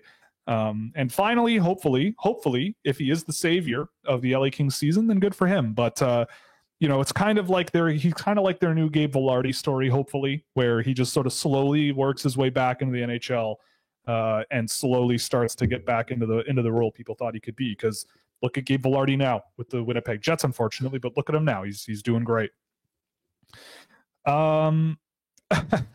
Brock Nelson, Brock Faber, and Brock Besser are all of the best Minnesota players named Brock. I mean, clearly, there's something in the water. If in Minnesota, if you're naming your kid Brock, maybe the government finds out and sends you a care package of whatever it is that makes good hockey players there. Broccoli, wow, good one. I like that. That's good. That was funny. I mean, maybe just like a massive lifetime supply of broccoli.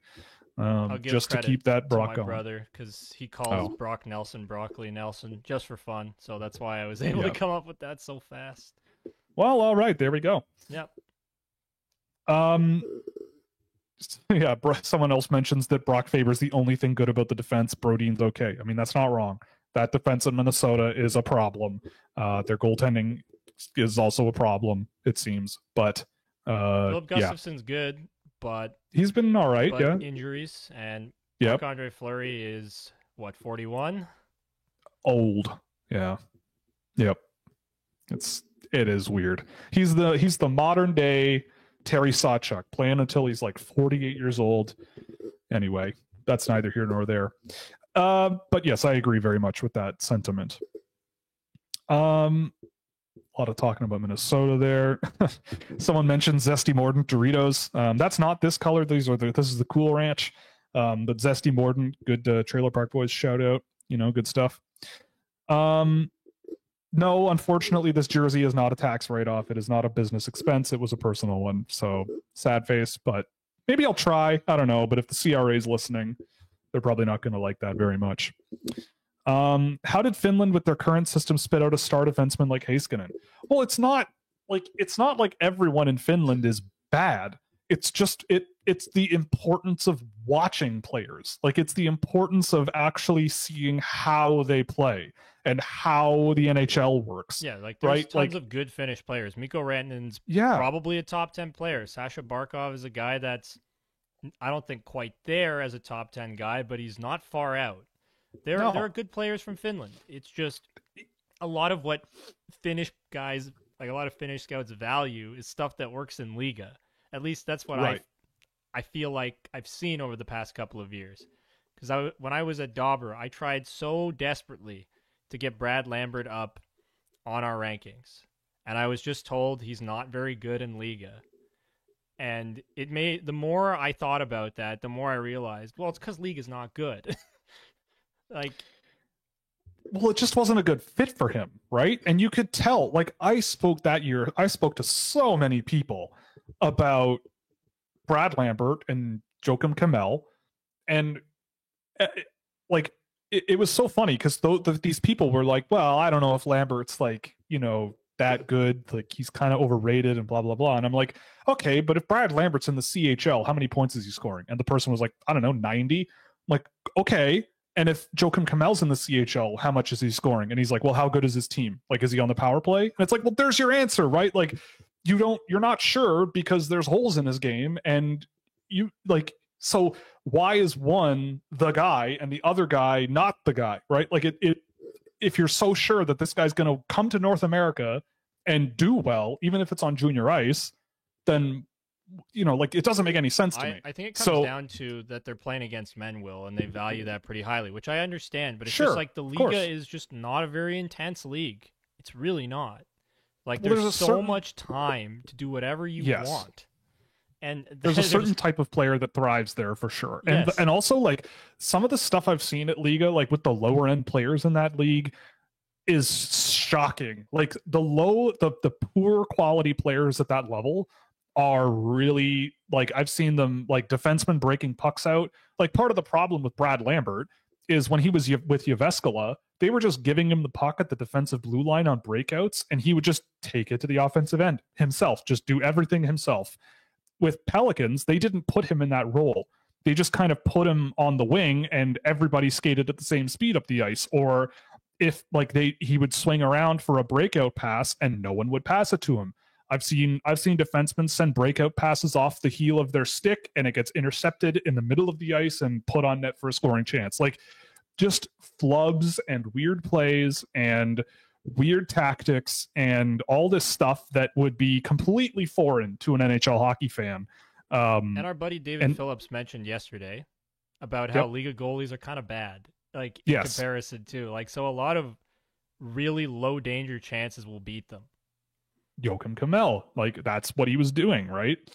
There were many clips I pulled up and I was sending them to him, like, how is this guy rated so high? And it was just him taking a point shot, low speed, beat a goalie, like legitimately very low speed, and it just trickle in.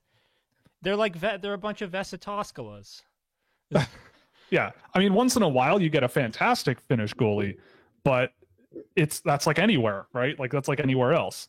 So to me, it's not as simple as like, and I don't mean to come off like, oh, Finland sucks. You know, that's not at all what's happening. It's just, it's a great example of why context matters, and like what situation is a player in, what's happening around them, what type of players are they playing with, how are they generating their results. Like with Konsta Helenius, his pass volumes are really low, his rate of shot assists is really low, his involvement in transition is pretty low, but he's efficient. But he gets his shot attempts, he gets to the net, he gets his chances, he knows where to put himself to get scoring chances. But to me, that's at that level for a guy who's 5'10 and a center, or 5'11 and a center, that's not super valuable. Like that's not a package of stuff that makes me go top 10 guy. I want him right away, especially when I see him ahead of guys like Berkeley Catton or something, right? Like, again, you watched Berkeley Catton not too long ago. Someone asked a question later. Why is he getting ranked lower than 5? Honestly, I have no answer for you. I don't. 5'10". I don't have an answer. Sure, but even then, I still don't have an answer for you. Like, to me, he's Clayton Keller, basically. Like, he's very, like, the skill level at pace and the ability to change pace and change speed and just control play. You know, like Berkeley Catton is a controller, and I don't really care how big he is, really. I mean, maybe that's a comment that bites me in the butt, but he's not that small. Like, he's not tiny. So for me, it's just a matter of, he's a really smart and really talented player. He has everything you could possibly want, except maybe like elite level speed. And he's not, he's not a banger in the defensive end, but I don't like, who cares? Even if you figure that out, he's still on pace for like 100 points in the WHL. So even if you do have criticisms, what if he figures it out? What if he gets there?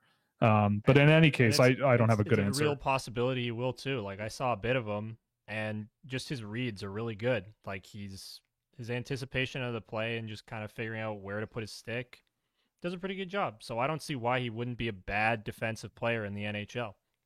Yeah, for sure. And it's 100%. Not like he's a burner, as you mentioned, but he's got enough to get by at a level that's good Absolutely. enough.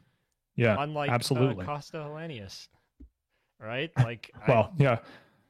I look, and again with him, we talk about him a lot, but that's because I hear so much about him and I've watched so much of him, and I can't. I'd be dishonest if I said what everyone else was saying about him. I don't know. Maybe I'm crazy. Maybe I'm out of my mind.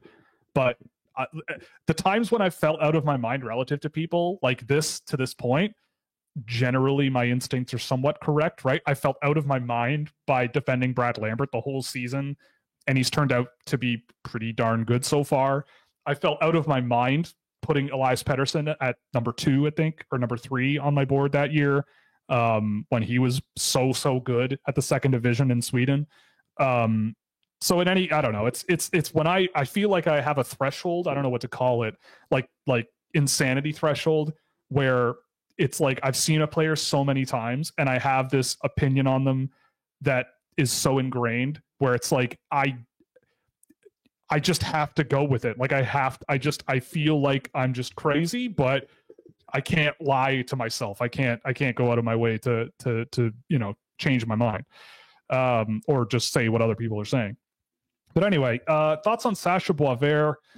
What player is he most like? Compare Hage and Boisvert. So again, like comparisons for a guy like Boisvert, I don't know, because like he has physical development to do. He's not the best defensive player. Like he doesn't look like an NHL player yet. But he has the tools that could get him there, right? Like he's a smooth skating guy. He's got size. I think he's like 6'2", 6'3". Really good release on his shot. I find that he can sort of skate into too much pressure. He can rely a little bit too much on his shot.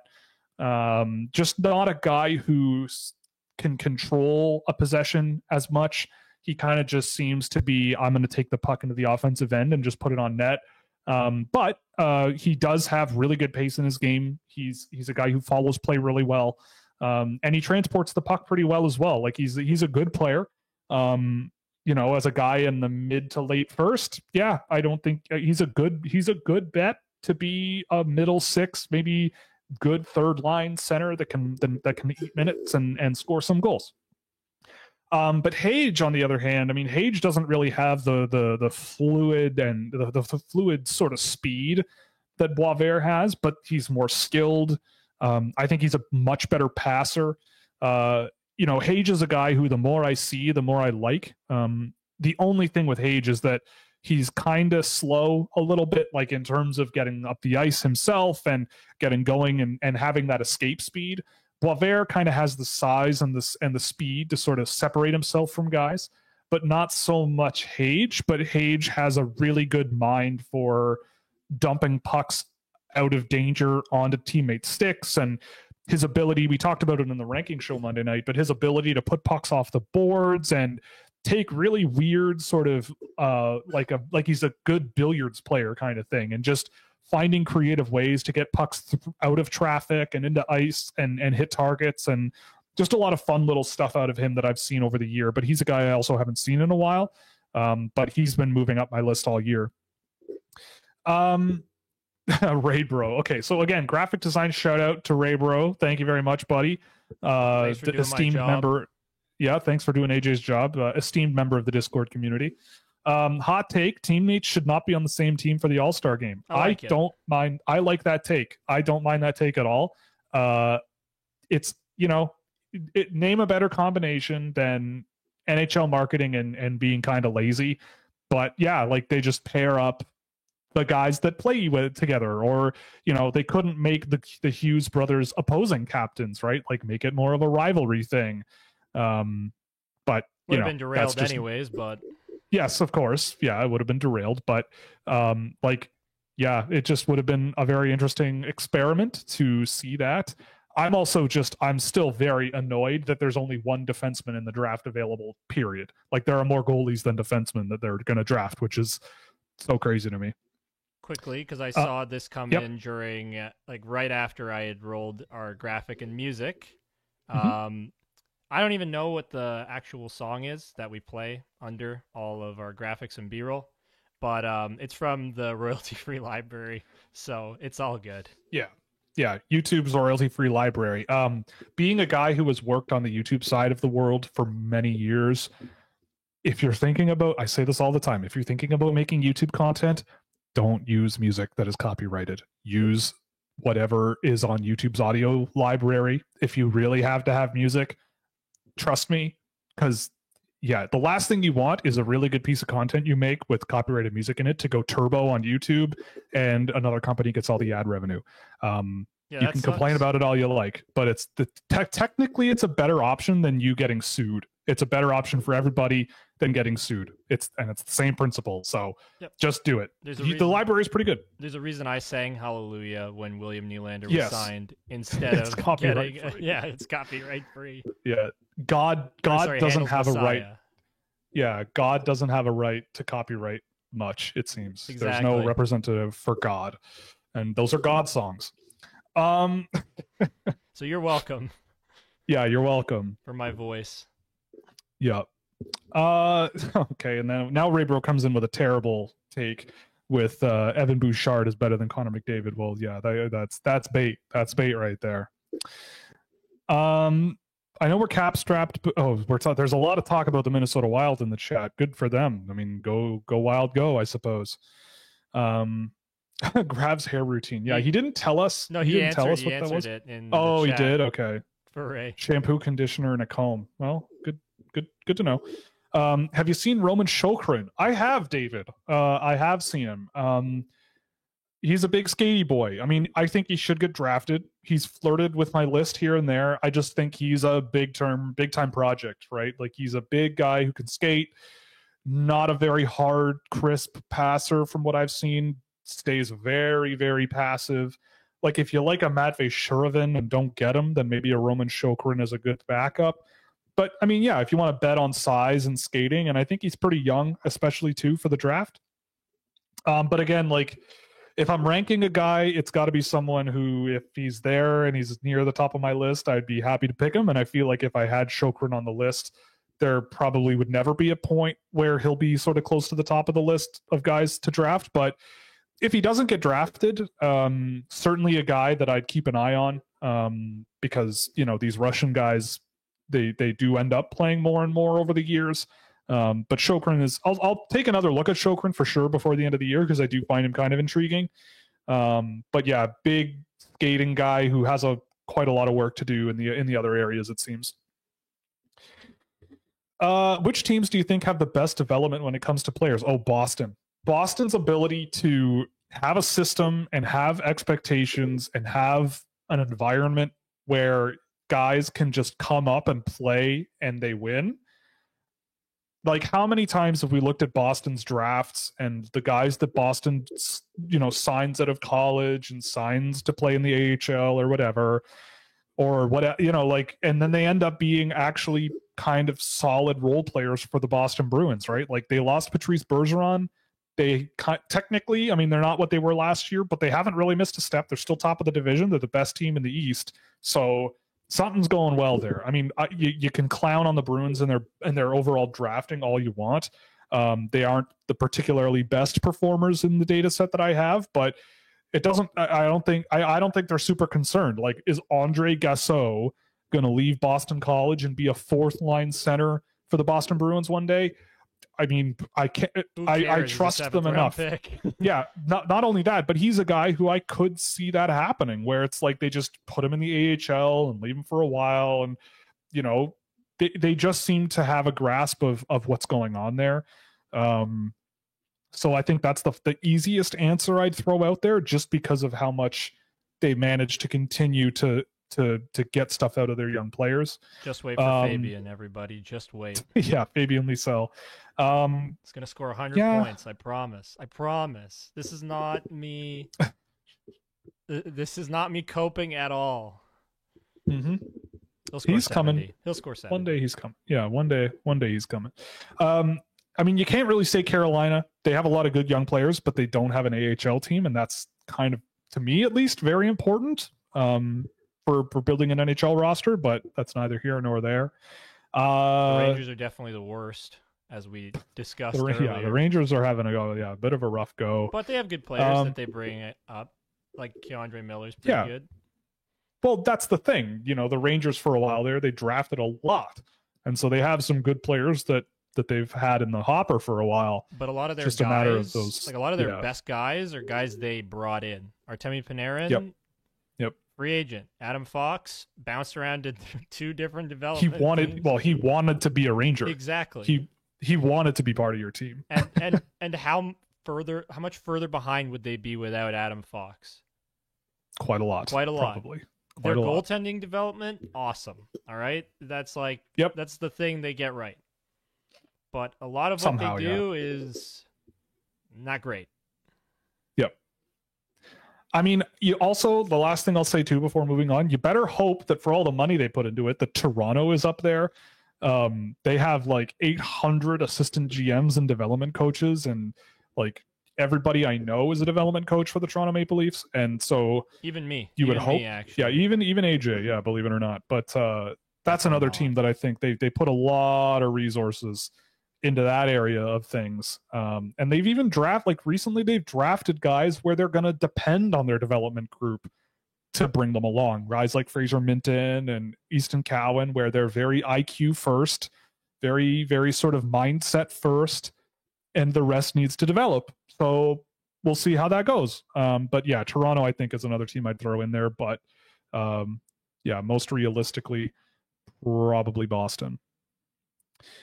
Oh,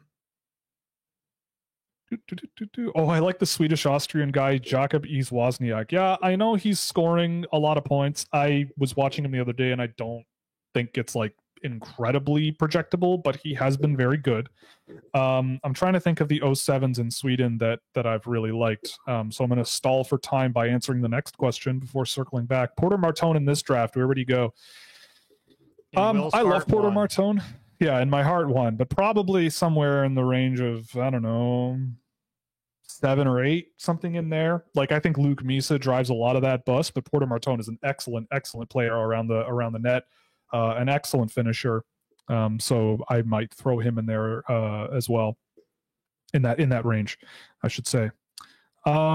So let's see, 2025 for Sweden, I think, has a lot of good ones. Philip Ekberg is another one that I've liked in Sweden. Mikkel Eriksson was playing in Sweden. He's a Norwegian, and he's gone home to play for Vålerenga, and that's they're basically like the top team in Norway in terms of well, I don't know what the word would be, assets to sort of help young players. They're one of the more well-funded teams in Norway. There's a goalie next year, Love Harenstam, who's also been very, very good playing for Sweden. But yeah, I mean, I like Eric Nilsson as well, the forward for Örebro. So there's quite a few. But yeah, next year's draft does look pretty good now that I'm scrolling through this list. And I don't know if there's a guy I'd point out immediately to be like the guy next year, but it looks like a pretty good group of players. Next up, we've got so the first one's about Heiskanen. Jeff goes to the gym. He does. He actually does. He does, yes. My brother goes a lot, and Jeff O'Neill's there every day. My brother's there somehow. Yeah. He's working at it, man. Good on him. Yeah. We know Faber and Bedard are the 1-2 in Calder voting most likely. Yeah, that's probably true. Fantilli is injured now, so who goes 3? Mine Adam was Fantilli, Carlson. because I love Adam Fantilli. Yeah, I still stick with Leo Carlson right now. Because he's really good. Yeah, it's probably Carlson who walks in or takes that spot. Sorry to interrupt you, Will, for the 8th time today. Hey, I interrupt you 100 times a day. Are we finally past the era where star Russian players like Kaprizov are picked late in the draft due to teams fearing they won't come over? Well, yeah, that never was an era, right? Like, in reality, that never was an era. Kaprizov came. He just came later than usual. When players get drafted, generally, they all come over if they're worth having over.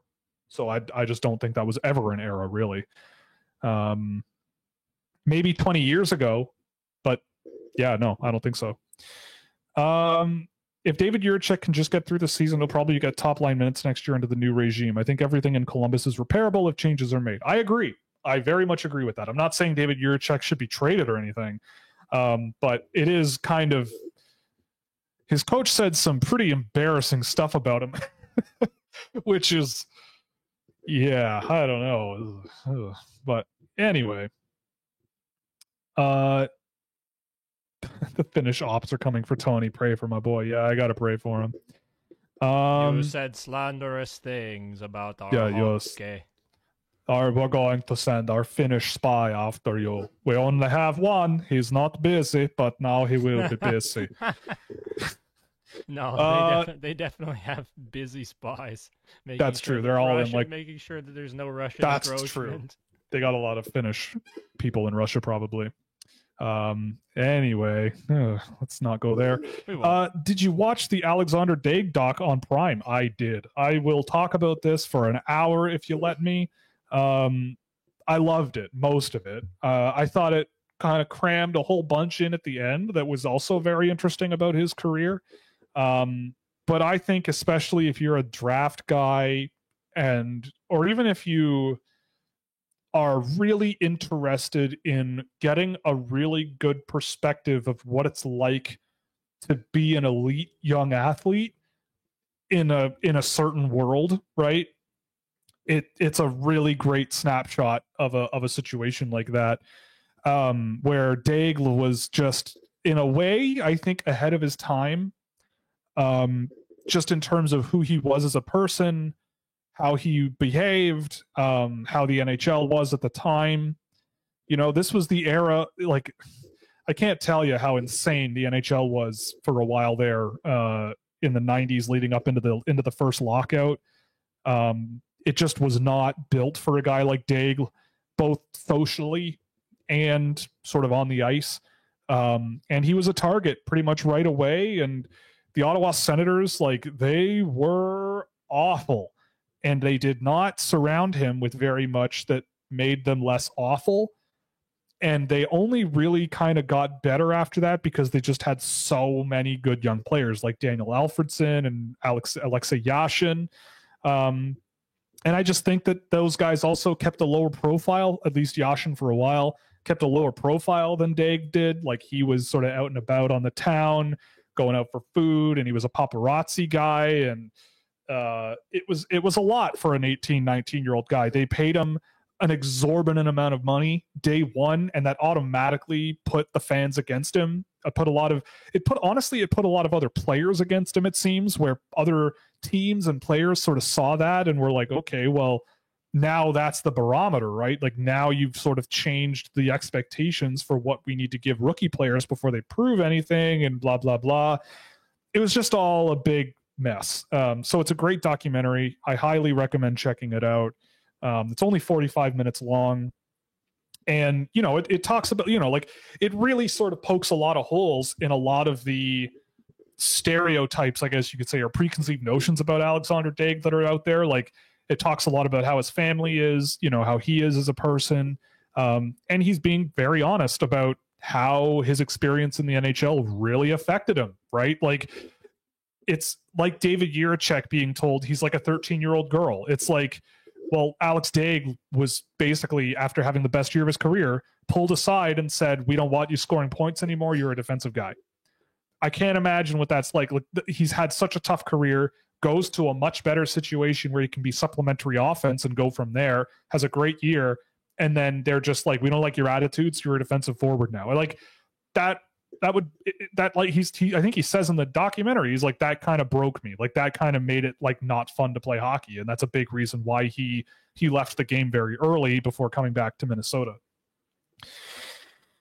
Given Columbus are likely to move Provorov, what do you think expectations should be for Matejchuk rookie season next year? I would not pencil Denton Matejchuk into the NHL roster next year. I would certainly not hand him second pair NHL minutes next year. That is way too much for a guy like that. Like, you watched him at the World Juniors. If he had the puck in the offensive zone, he was great. Without the puck in his own end, which is where a lot of this matters, which is to me where Jiricek has been good, that's where he kind of struggles.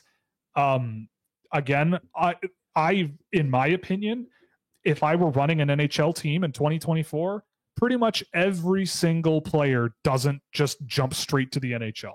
I would say, unless they absolutely blow your frickin' mind in the NHL preseason, it's just not worth the risk. And the last thing you want is a dejected young player. Matejchuk is talented. Not going to deny that. He's a skilled, talented talented defenseman. I almost said forward because he basically plays like one. Yeah, but boy, is that, yeah. And I've seen this happen every single year.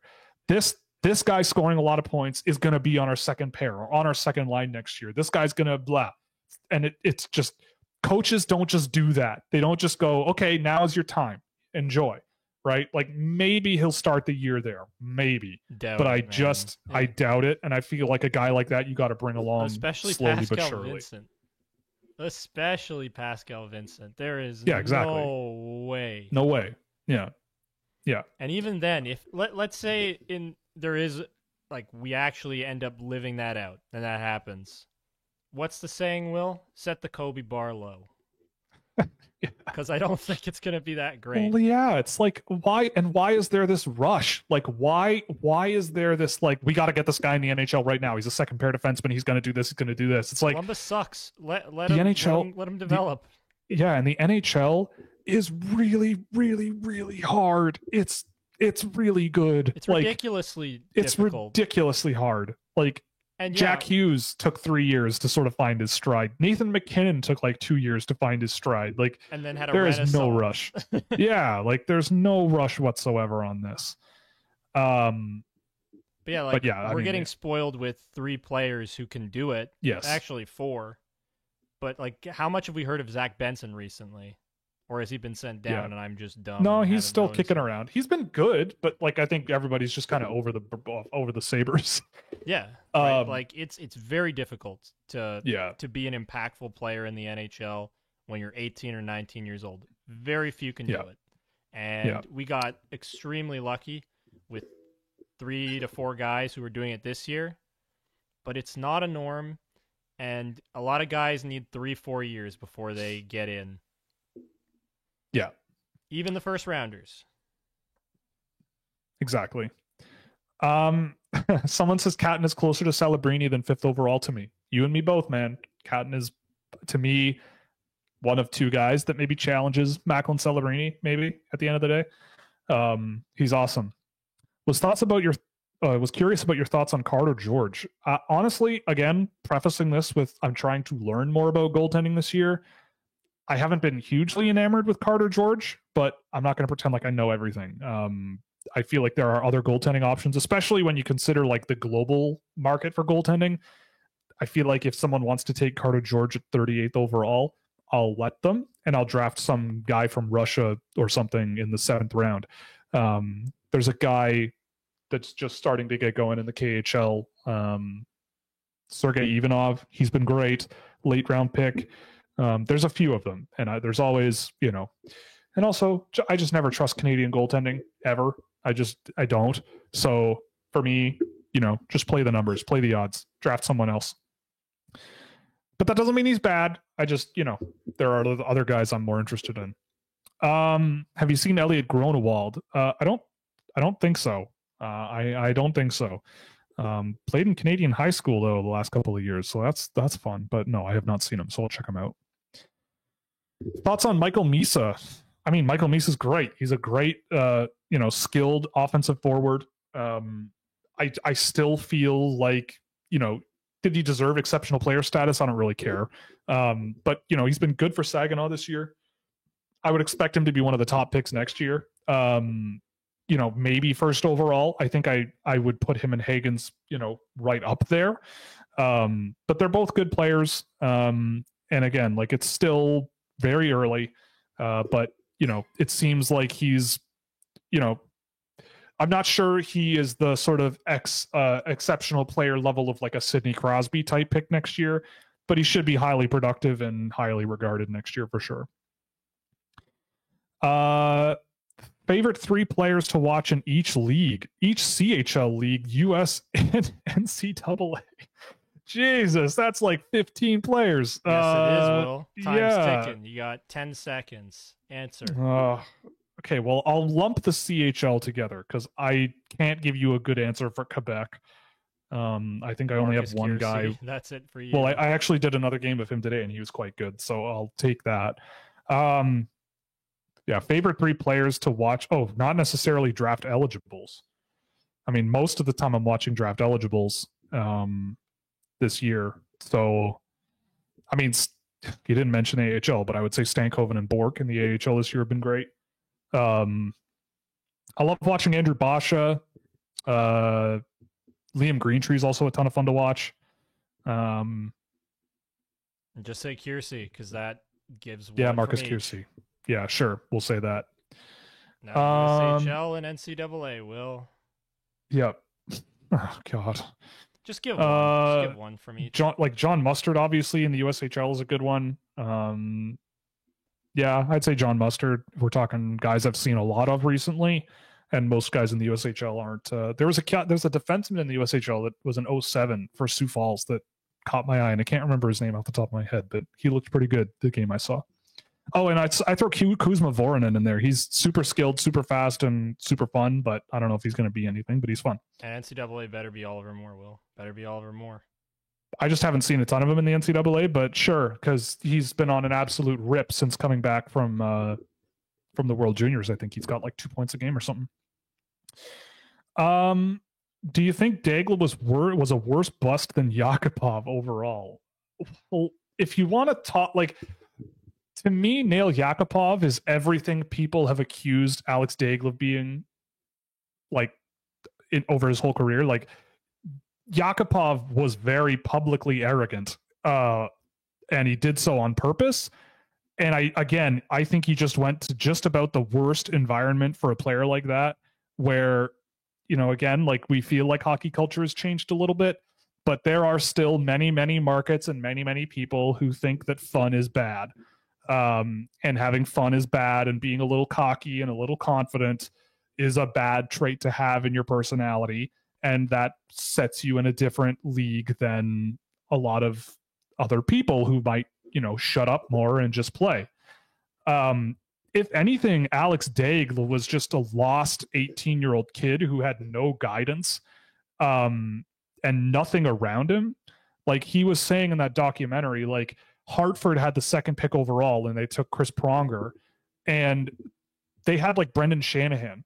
Like, he was kind of sitting there kind of like saying, you know, I was kind of hoping that Hartford would be a place I went, because they had guys there that had been there and been around the block and played a few years and could help, because Ottawa didn't have any of that. They were just a bunch of third liners at the time, and third line hockey players in 1992, 1993. Oh boy. Our modern day fifth liners. Pretty much. And so for him, he was like, it's different because again, like, the reason I would say people watch it is because think about how, like, you have to think about these kinds of things psychologically. Like, if you're 18 years old and you've been a superstar, and then all of a sudden you're making money, and like the weight of the world is on you to take the worst team probably ever and make them good again. And a Canadian franchise. A Canadian franchise, yeah. Especially, and being French Canadian, like, the entire province is just on the other side of the river in Ottawa. The entire province that has elevated you to superstardom before he was like 16. But yeah, I mean, I don't know. I don't, again, like, the word bust always carries such a negative connotation in my mind. I look at a guy like Nail Yakupov, who I think in the right scenario probably could have been a lot better and stayed a lot longer in one place. But I feel like Edmonton just saw him as the guy at one and went for it. And then he showed up and did that. What was the thing he did? Was he the one that slid all the way out to center ice when he scored his first NHL goal or something? If he did, that's awesome. He did something like that.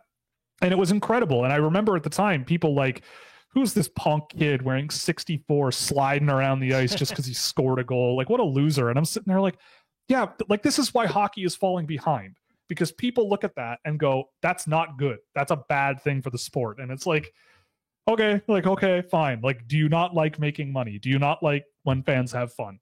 Okay, like that. All right. I'd be hated. We got to live with that. I'd be so hated. Exactly. So would I. If I had been a talented hockey player, I would have been despised because I am just a little rat effer. That's and what there's I also am. And I would be the most celebratory. I was a sore loser as a kid. Like that's and that's what happens. There's also that kids, line, man. Yeah, there's that line of competitiveness, right? If you're competitive, the NHL loves it. But if you're so competitive that you get upset when you lose and whatever, then there's a line where people go, okay, no, but he's too unstable. He's too emotional or whatever. Right? But it's like, well, I would rather that than someone who doesn't care about losing, right? Also, like William Nylander someone who just will. Exactly. Like someone who's just kind of like, we tried, it sucks, but we tried, like, I don't know, it just didn't go our way. It's like, no, like I want someone out there being like, are you guys effing dumb? Like, we're here to win. We're being paid to win. Like, what are we doing here? But like, again, that's another thing where it's like, there's a line. It's like beyond that point, you're a negative, but they want it up to a certain point, right? People want personality, but only up to a certain point, and then they're uncomfortable with it or whatever. That's also the big reason why it's the fascinating documentary that it is. I will add one thing about Nail Yakupov that I think's funny.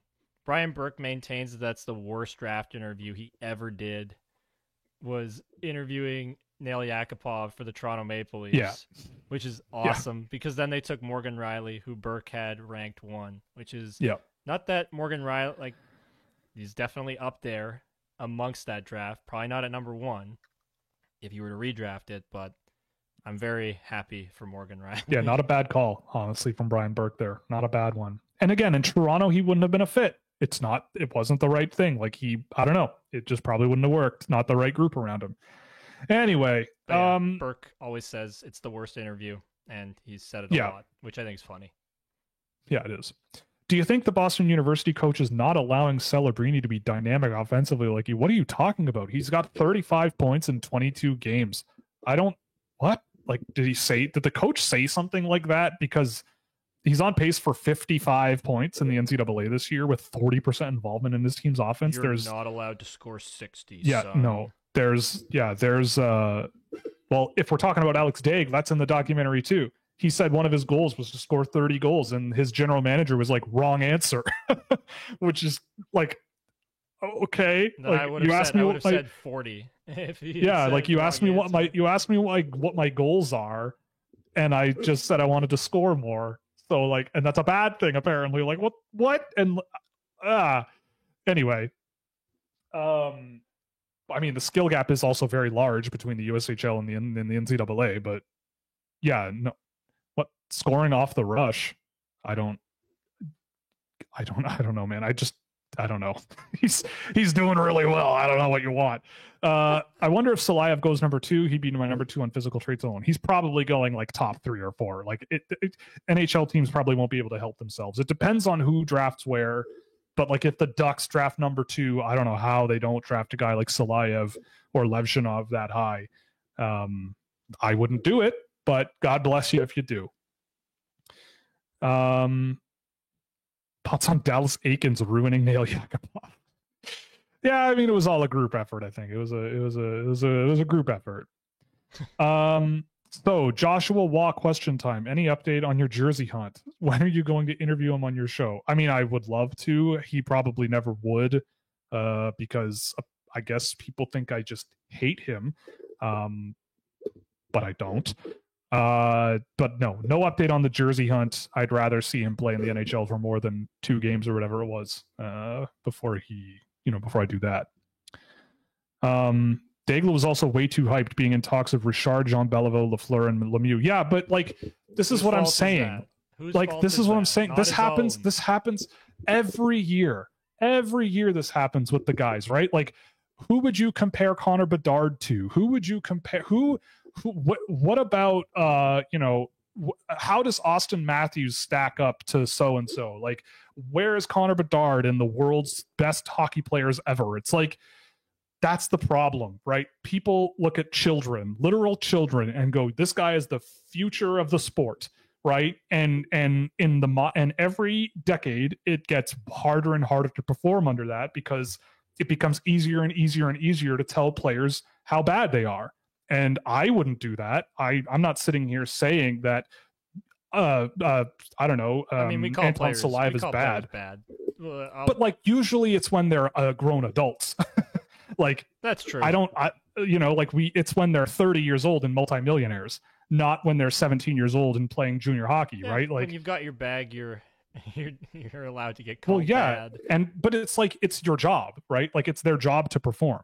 So yeah, like it's just, to me, it's a difference when you're talking about guys who are kids and just, this is a dream of theirs, and the last thing you want to do is get in the way of that by going, well, here's the bar is X, right? Like, here we go. You know what that reminds me of? There was a Rogers commercial of like some kid talking to Alexi Lafreniere and Connor McDavid, and she like outright called them the best two players in the world, like that, and then they aired that as like a commercial, right? Like that's how much hype players get. Yeah. Like I'm always nuts. Yeah, it's like over the years I have learned to be a lot more tepid, and it doesn't sell, but I like to be more correct than I am wrong. And you don't see me dabbing up Hunter Brustovitz with how many points he's scoring this year on Twitter. You don't see me, talking about how Macklin Celebrini is going to like save the San Jose Sharks, because you're not calling them like, this is the worst trade. Yeah, this guy is overrated. Like we're not capitalizing overrated in our title. Yeah, because Will won't let me do it. I'm trying to push him to the dark side, everybody, but he won't let me do it. I wouldn't go that far, but like, But the point is, we're about accuracy and a little bit of clickbait, just a little bit. Yeah, sure. Yeah, there's a balance. It's a balancing act. That's all. So they're talking about scoring off the rush. I mean, I don't know. Like Macklin Celebrini with Boston University has been that, like, when he's okay at that, but also like it's not super. He's not the fastest guy and doesn't have the most amount of skill at high speeds. And yeah, like NCAA is completely different, and he's not the biggest guy. He's very young and not physically developed like many NCAA players. So yeah, he's going to get muscled out a little bit, but he's been very, very good. I can't really complain about how Macklin Celebrini's played. I like the next question. Does Sam put the ouch in scouching? Yes. I'll take my answer off the air. Yes, he does. He does, for sure. You don't have to take it off the air. No, yeah, keep it. Oh yeah, we should have JD Young on the show, JD. But we go way back and talk some Sharks and whatever. And I'm sure I'll be on Locked On Sharks many times before the end of the year. Not planting that seed in your head or anything, JD, but I guess you asked also about when I'm getting an Eklund jersey. It is going to happen at some point. I had to do the All-Star one, and now I have no money. So yeah, unfortunately, got to pay AJ first, and then go from there. I like your priorities now. Yeah. How many NHL games did you wait to get a Rossi jersey? I guess zero. Zero. You got it immediately. I think you got it. I'll let you go. But I knew Marco Rossi was going to be a thing, and I was comfortable with the idea that even if he wasn't, I would still be happy that I owned that jersey because I love Marco Rossi so much as a player. But yes, yeah, no. But I guess the point is, I am almost certainly not buying a Joshua Waugh jersey. Especially because it's got a Habs logo on it. Well, that too. I do have a Habs jersey upstairs, but we don't need to talk about that. Shameful. It's signed, actually. It's signed by Yvon Cournoyer, so there's that. Not taking away from the fact I would totally get a Fabian Lysell Bruins jersey, but nobody heard that, and it's not true, but it is. The last thing for the show before we go is someone vividly remembering my reaction to the Yegor Chinakhov pick. Yeah, that was a banger. That was a banger of a draft, and I mean, it's what I live for. The craziness on draft day. It's what I live for. But anyway, that'll be it for today. Thank you, everybody, for joining me again. Thank you so much to Grav for hopping on the show. It was a lot of fun chatting with him, and I'm sure we'll chat again soon. Before we go, we're brought to you by Fanatics. You can use our affiliate link below, scan the QR code in the chat window to provide a small kickback to the show and everything you buy. You can also support us through Puck Preps Hockey, where you can get all your NCAA and CHL prospect needs. We also are supported by Fractal Hockey Consulting, which is my business for hand-tracked player analysis and recruitment packages. And of course, Scouting.ca for exclusive access to innovative data tools, a really fun Discord server where we watch hockey and do stuff, all kinds of stuff together, and unparalleled insights into draft prospects and players making their mark in the NHL, featuring some of my track data as an archive you can go check out. You can subscribe to Scouting.ca and access all that fun stuff. So thank you very much, everybody, for joining me. Producer AJ, again, I know what you're going to say, but thank you very much for all of your hard work. Go Leafs, go. Shout out to our graphic designer, also Ray Bro, for all of the work that he's been doing lately. It's been a lot of fun, and he's bewilderingly good at Photoshop. So thank you very much. He is, yeah. It was fun watching him work the other night. But anyway, that's going to be it. I got to go and calculate my budget and send AJ a check. So I'll do that. And thank you very much, everybody. And thanks again to Grav for coming on, and had a lot of fun. So have a fun All-Star weekend, and we'll see you on Monday night.